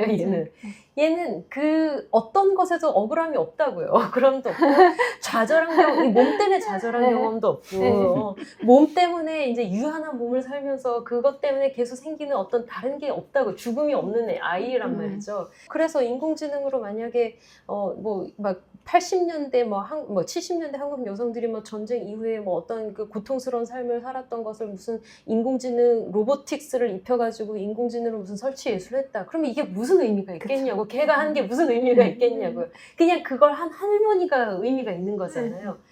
그런 것처럼 또 소설을 쓸 때도 느낀 건데 얘가 묘하게 계속 틀리는 게 뭐냐면 그 소설을 쓰면서 계속 인간은 직관적으로 아는 건데 얘가 묘하게 틀린 게 그냥 단지 뇌의 문제인가 아니면 얘가 지금 파라미터의 문제인가 이렇게 계속 생각을 해봤더니 얘가 몸이 없어서 인간이 직관적으로 아는 걸 얘를 모르는 거예요. 특히 시점 문제인데 시점을 아무리 가르쳐도 얘가 자기 몸에 한정돼 본 경험이 없기 때문에 자꾸 이렇게 인간들이 서로 알고 있는 정보의 편차를 잘 이해를 못하고 동시에 다 알고 있을 거라고 자꾸 잘못 가정을 하고 아무리 다시 가르쳐도 타임라인과 그 인간이 어느 정보를 언제 어느 때 가지고 있는지를 타임라인 아무리 다시 제시를 하고 본인이 다시 정리를 해도 또 까먹고 이걸 잘 몰라요. 이게 건망증도 문제가 있지만 인간은 자기 몸이 있기 때문에 내가 만나지 않은 사람 생각을 내가 모른다는 걸 너무 그냥 직관이잖아요. 이건 너무 당연한 건데 몰라요. 그리고 몸이 없다 보니까 인간은 이런 걸 가르쳐주지 않아도 쓰는 문장들이 있거든요. 그러니까 예를 들어서 소설 어린애라도 이걸 그냥 가르쳐주지 않아도 쓰는데 아빠가 화가 나서 문을 닫고 나가서 저기 이렇게 집 바깥에 있는 창고에 들어가셨다. 문을 쾅 닫고 들어가셨다. 이걸 써보 그런 상황을 써보라고 하면은 애들이 어떻게든 써요. 아빠는 집안에서 소리 지르고 문을 열고 나가서 뭐 이렇게 창밖에서 나는 방 안에서 그 소리를 듣고 있었다, 막 무서웠다, 뭐 이렇게 쓰는데 인공지능은 이 거리를 모르는 거예요. 그러니까 내가 몸을 통해서 아빠가 나는 여기 남겨져 있고 아빠가 혼자 나갔고 이 창고까지의 거리가 있고 이것을 이제 몸을 통해서 걸어가는 이 시뮬레이션이 안 되니까 얘가 창고 문을 열고 닫는 것을 너무 빨리 듣고 거리가 5분 거리라고 아무리 얘기를 해도 너무 빨리 듣고 닫는 걸 보았다라고 자꾸 얘기를 한다든가 네, 보일 리가 없는데 그러니까 몸에 한정된 경험이 없으니까 이런 사소한 부분에 어떤 이 오감을 이용하는 문장에서 계속 실수를 하고 인간끼리 어떤 정보 편차를 다루는 것을 계속 실수를 하고 인간은 몸이 있으니까 상상을 하잖아요. 네네. 근데 그게 너무 쉽게 상상이 되는 거라서 이게 틀릴 일은 없거든요. 근데 인공지능이 그래요. 몸이 돌린 채로 입술을 봤다, 막 이런 식으로 얘기한다든가. 사실은 그 제가 말씀하고 싶은 것도 로보틱스인데 지금 이제 인공지능을 저는 웬만큼 되게 많이 읽은 게 있고 로보틱스가 사실 되게 빠르게 발전을 하고 있잖아요. 근데 이제 지금까지 인공지능이 저것 나오기로는 어떤 느낌이냐면 아직까지 서구 합리주의 영향이 안에 있는 것 같아요. 몸 따로, 의상 따로인 거예요. 지능 따로인 거예요. 근데 사실은 지능이라고 하는 것이 몸을 벗어나서 있을 수 없고 이 몸을 어떻게 잘 유지할 것인가 환경 속에서를 탐색하는 게 결국은 지능이란 말이에요. 그래서 지금 몸을 벗어난 몸에 없는 인공지능은 지능이 아니라 아직 정보일 뿐이고 정보의 연결일 뿐이고 지능이 아직 아닌 거예요. 제 생각에는. 그래서 뭔가 그러니까 사람하고 되게 비슷하긴 하지만은 그러니까 그런 의미의 지능은 아니라고 볼 수 있고 근데 로보틱스가 나오면서 이제 몸이 겪는 문제들을 해결해야 되면서 그러니까 지금까지 인공지능과는 다른 특징은 어느 정도는 가질 수밖에 없게 될 것 같고요.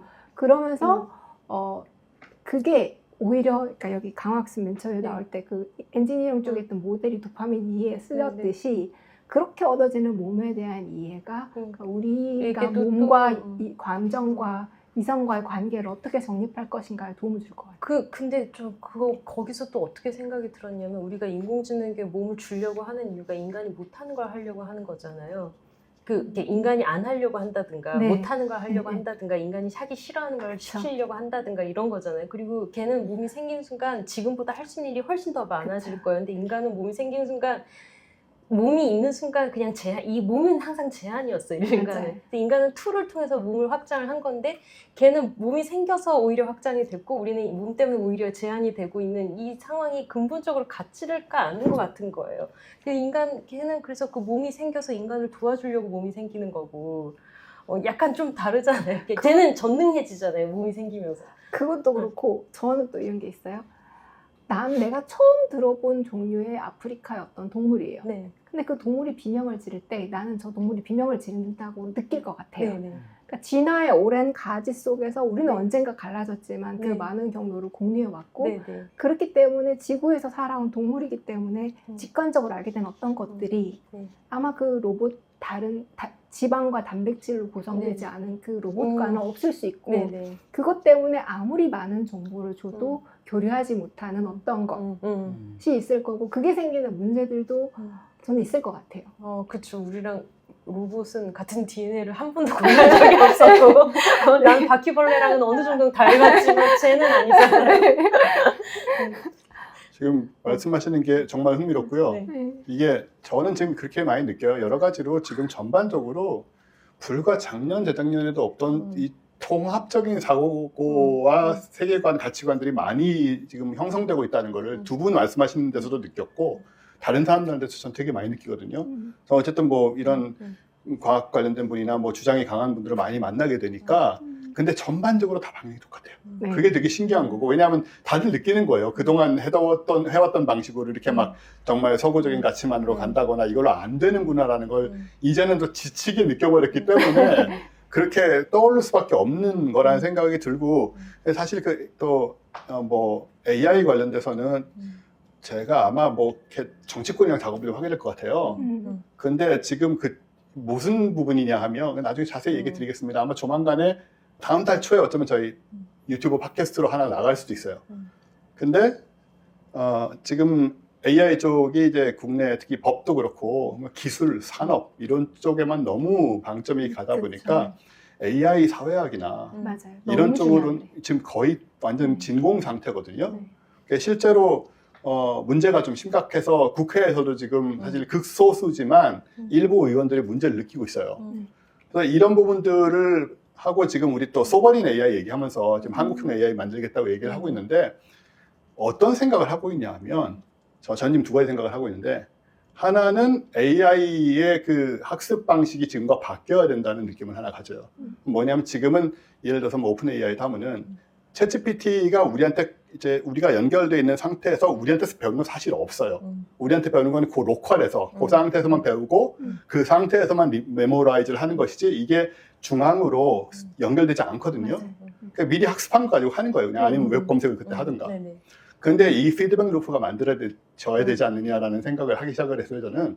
저만 그 생각을 하는 게 아니고 많은 사람이 그 생각을 할 거라고 봅니다만은 그러니까는 우리가 AI를 쓰면서 우리와 소통했던 것들이 학습의 반영이 돼야 된다는 거죠. 왜 이걸 못하느냐 하면은 사실은 여러 가지 부작용 때문에 또 못하는 거거든요. 나쁜 놈들, 뭐 이상한 편견, 당연히 그런 문제 생기는데 근데 사실 사람도 똑같은 방식으로 배우거든요. 편견에 노출도 돼보고 문제가 있는 이상한 생각에도 빠져보고 그런 과정에서 그걸 걸러내는 그런 경험을 거치잖아요. 그러니까 AI에게도 물론 생각할 건 많습니다. 당연히 이걸 하려면. 근데 AI에게도 그런 기회를 주지 않으면 AI가 가지고 있는 그러니까 사람과의 아까 말씀하신 이제 몸 얘기로 나왔고 했는데 사람과의 교통에서 생겨나는 그 부분에 대한 학습을 할 수가 없다. 그러니까는 1차원적으로, 1인칭적으로 학습한 부분들을 지금 다 버리고 있다는 거죠. 그게 하나가 있고 두 번째는 뭐냐면은 소버린 AI에서 지금 우리 그런 얘기 하거든요. 한국어 중심으로 하고 한국 문화, 사회 이런 거를 이제 데이터를 넣겠다는 건데 지금 바로 좀 전에 얘기 나온 그러니까 좀 약간 동양적 세계관이라든가 이런 거를 신경을 써서 넣어야 된다고 저는 생각을 하는 거예요. 완전 중요해요. 한국어만 넣고 이렇게 아니고 GPT랑 그쪽 얘기하면 말이 안 통해요. 안 통해요. 말이 안 통해요. 진짜 굉장히 힘들어요. 얘네들이 그 인도 철학 뭐 불교까지는 가더라고요. 근데 그 라인이 이제 우리 쪽 라인이 아니고 저쪽 라인이 서쪽 저쪽 라인이고 불교도 제가 봤을 때 정확하게 이해하고 예, 정확하게 이해하지 못해요, 사실은. 그래서 그런 부분들 그리고 재밌는 게 뭐냐면은 외국 고전 문학 있잖아요. 유명한 도스토옙스키 이런 거 얘기하면 진짜 잘 알거든요. 근데 한국 소설 같은 거 얘기하면은 완전 헤매고 완전 그 환각 답변 지 맘대로 지어내가지고 할루시네이션 엄청나게 유명한 소설도 네, 그건 이거야 하면서 말하는데 그거 아니야 임마 뭐 엉뚱한 소리를 이렇게 길게 하고 막 지 맘대로 지어내가지고 대답이나 짧게 하든가. 그러니까 네. 기다리고 있는데 빨리 모른다고 하든가. 아니 그래서 이걸 보면은 지금 너무 욕을 많이 해요. 걔한테. 지금 소버린 AI에도 돈 엄청 투자할 것 같은데 지금 제가 걱정하는 건 뭐냐면은 그쪽에 인문 사회 쪽에 그 연구하는 분들이 너무 관여를 안 하는 것 같아요. 그러니까 이거 지금 정말 웹에 있는 그런 기계적인 정보만 데이터만 넣을 게 아니고 진짜 정수를 같이 처음부터 학습을 시켜야 된다. 그런 생각이 많이 들어서 말씀하신 대로 지금 이 시점에 우리가 어떤 식으로 이거를 튜닝을 시작하느냐가 되게 중요한 포인트인 것 같고 그리고 진짜로 AI 아까 몸 이런 로봇 이런 얘기 속에서 우리가 이제 새로 생겨나는 개념들과 그걸 통해서 우리가 우리 자신에 대해서 다시 생각하게 되는 그런 새로운 자극들이 얼마나 많은가 그런 거를 저만 느끼는 게 아니고 또 많은 분들이 지금 느끼고 있을 거라고 생각을 해서 참 세상이 바뀐다. 그 바뀌는 것도 얼마 전까지만 해도 솔직히 AI 로봇 쓸 때 우리가 뭐 편해지겠구나. 이 정도 생각만 했는데 불과 1, 2년 사이에 우리의 생각도 많이 깊어졌잖아요, 지금. 그런 걸 보면서 어마어마한 계기다. 동기부여로서 도파민을 주고 있다. 틀린 거죠. 이것도 기껏 다 열심히 얘기해놓고 얘기했는데. 동기부여까지는 맞나요? 동시 같이 일어나죠. 네. 한 가지 높아시 말씀드리고 싶은데 우리는 뭐 윤리 쪽으로 가면 반드시 규제의 틀로 엮으려고 해요. 맞아요. 유럽은 약간 달라요. 그거를 기술로 극복함으로써 예스냐 양자택일의 문제가 아니라 그러니까 새로운 시장을 열고 새로운 기술을 만들어요. 그럼 윤리적으로 어떤 문제를 해결할 수 있고 안전하게 해결할 수 있다는 거는 비용이 아니라 그 자체로 우리의 기술력이 될 수 있거든요. 그렇게 다르게 보는 게 이제 필요할 것 같아요. 네. 후진국 뭐 이렇게 빠르게 개도국 수준일 때는 그런 걸 볼 여유가 없어서 못했지만 이거는 안전하게 잘하는 건 기술력이죠. 네. 그게 이제 그 결정권자이신 나이 많으신 분들이 아직도 옛날 사고에 많이 젖어 계시기도 하고 다 그런 건 아니지만 네. 그러시기도 하고 그리고 기본적으로 이 사실은 정치권 같은 경우에는 이 AI에 대한 이해 자체가 없어요. 놀라울 정도로 그러니까 새로운 먹거리 정도 외에는 그 이해가 없다라는 것이 예전엔 게임 산업인데 지금은 AI 산업인가? 막 약간 이 정도 이 수준. 옛날에 동료한테 슬프다. 옛날에 그 정통부 막 약간 이런 느낌의 그러니까 광 케이블 인터넷 보급할 때처럼 그런 식으로 AI 빨리 보급하고 우리 인프라 깔고 해야 된다 이런 정도 생각. 5G도 그랬죠. 빨리 깔아가지고. 그러니까 그런 정도로 생각을 하는 것 같아요. 근데 이게 그게 아니고 정말 모든 거를 다 영향을 주고 바꿀 수 있는 진짜 그런 거라는 패러다임 거. 시프트거든요. 완전히 그러니까 그렇죠. 디지털이 패러다임 시프트 한번 했는데 이제 이건 그 이상의 뭔가란 말이에요. 인간의 뭔가를 크게 바꿀 수 있을 정도로. 근데 이제 거기다가 AI 툴을 교육할 거 이제 모든 툴이 AI가 될 거야. 이제 그럴 때가 아니라고 지금. 네, 그리고 진짜 재밌는 게 뭐냐면 이 AI 쪽이랑 블록체인 쪽이랑 또 연계가 되고 있는데 이거는 완전히 프라이빗 섹터라서 눈에 안 띌 거예요. 아마.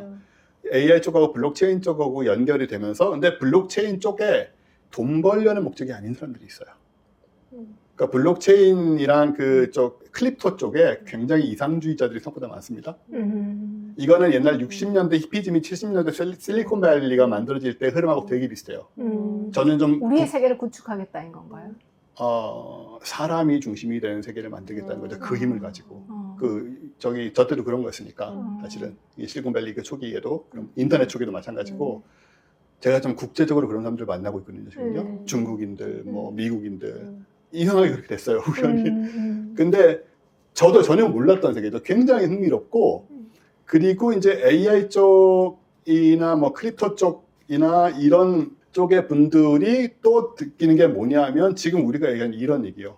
사람의 핵심은 감정이고 이 감정을 통해서 이제 이성이 그 도구로서 작동이 되거나 설명을 하기 위한 수단으로 쓰이는 것이나 혹은 포장을 하는 것이고 이런 것들을 또 이제 이해하면서 접근을 하는 분들을 그런 섹터에서도 제가 보게 되거든요. 그래서 이런 것들이 지금 가지고 있는 말씀하신 대로 이 세상을 바꾼다라는 게 우리가 지금 생각하는 것보다 더 펀더멘탈 할 수도 있다라는 생각마저 드는 그런 중국 본토 사람들도 우리가 어떤 그 편견이라든가 혹은 스테레오타입을 가지고 생각을 하잖아요. 중국에서 클립토 사업을 하는 사업가다 하면은 대충 어떤 사람일지 상상되는 그림이 있잖아요, 내면이. 근데 그런 사람도 많지만 또 그렇지 않은 사람도 많다는 거. 전 그런 사람 직접 만났기 때문에 정말 많이 놀랬고 그래서 이런 것들이 이제 우리가 지금 이 세상이 변해가는 빠르게 변하는 상황이긴 확실한데 두 분을 포함해서 이 문제의식을 가지고 있는 사람들이 중지를 모아서 이걸 잘 끌어가면 굉장히 뭔가 돌파구가 정말 될 수도 있다. 그런 생각이 많이 듭니다. 그리고 진짜 더 이상 우리는 감정을 무시하거나 얕보면 안 된다. 제일 중심이죠. 여하튼 그렇습니다. 그래서 뭐 기술과 가치가 함께 격변하는 시기다. 그리고 사실 이 뉴스앤올리스 그런 얘기하기 굉장히 좋은 그런 시간이라고 생각이 되고 뭐 앞으로도 기회가 있으면 계속 이런 얘기들 가지고 와주시면 우리가 전 교수님도 지금 말씀하신 것처럼 저도 그렇고 전 교수님도 그렇고 이런 쪽에 관심도 많고 뭔가 하고 싶은 얘기도 많아요. 그래서 오늘 어떻게 됐느냐 전 교수님 가지고 오신 거는 통으로 지금 녹화할 시간이 없어졌습니다. 다음 왜냐하면은 시간에 계속. 송 박사님이 대전으로 내려가셔야 되기 때문에 네. 우리가 이걸 막 늘릴 수가 없어요. 그래서 전 교수님 좀 꼬으로 드셨고, 네. 네, 재밌는 그렇네요. 얘기 들으면서, 네. 하지만 재밌었고요. 저 자료는 열심히 만들었다고요. 네. 그래서 전 교수님 얘기는 다음 시간에 네. 듣는 걸로 하고, 네. 아, 자, 다음엔 짧게 준비해 오겠습니다. 아, 네네. 아, 그리고 어쨌든 그래도 전 교수님 책 광고 해주셨습니다. 다시 한 번. 감사합니다. 다시 한 번. 네. 감사합니다. 발표도 못 하셨으니. 네네. 살아남는 스토리는 무엇이 다른가? 네. 제가 보기에는 지금 얘기하셨던 여러 가지 전 교수님이 가진 통찰에 여러 부분이 또 이 책에 녹아있지 않을까. 아, 그렇죠? 네, 맞습니다. 그렇지 않다라도 그렇게 얘기하셔야 네, 네, 됩니다. 맞습니다. 그래서 단순히 뭐 컨텐츠를 이해하고 컨텐츠를 작성하고 뭐 쓰는 게 아니더라도 우리의 삶이나 사고방식에서 참고할 부분이 있을 것 같다. 네, 스토리를 통해서 인간을 이해하는 무언가입니다. 맞습니다. 네. 예, 그럴 거라고 생각합니다. 저는 전 교수님하고 이런 얘기를 오랫동안 많이 했기 때문에 교수님이 이런 쪽에 대해서 얼마나 많은 생각을 하는지 알고 있거든요. 많이 담겨 있을 거라고 봅니다. 저는 오래 알지 않았지만 단어를 얼마나 정교하게 정확하게 쓰시는지만 봐도 알 수 있을 것 같습니다. 아, 진짜요? 아니에요. 전 교수님이 굉장히 똑똑한 사람인데 자기가 똑똑한 걸 잘 모르는 것 같아요. 아니, 단어 선택이 되게 네. 예리하신 것 같아요. 아, 그리고 그 되게 샤프하죠. 뭐 하나를 네. 짚어가는 것도 굉장히 샤프하신 분인데 생각보다 자기를 조금 모르는 것 같아요. 감사합니다. 저는 반대로 예, 굉장히 엉성하게 말을 하는데 아유, 실제로는 그보다 더 못하는 게 있어요. 아, 수학을 못하는 사람은 좀 엉성한 부분이 생길 수밖에 없어요. 아, 그거 동의합니다. 아, 자기 아니라니까. 전 교수님이 그 눈높이는 내 눈높이, 이게 나의 눈높이다. 바닥에. 맨날 초등학교가 겨룰 수 있어. 초등학생과 겨루겠습니다. 네, 아무튼 예, 전 교수님 얘기는 준비된 거 다음 시간에 네. 하도록 하고 네. 우리는 이런 식의 얘기들을 앞으로 좀 많이 이어나갔으면 좋겠고요. 그리고 저희 북 이벤트 있습니다. 이 과학의 최전선이라는 책인데 도서 증정 이벤트를 이번 6월에서 하고요. 진짜 이야기는 다음 3태성제에서 합니다. 뭐 어쩌다 보니 그렇게 됐습니다. 멤버십 대상 5부고요. 일정은 7월 18일 금요일부터 27일 일요일까지 자정까지 응모하시면 되고 7월 28일 월요일 날 당첨자 발표를 합니다.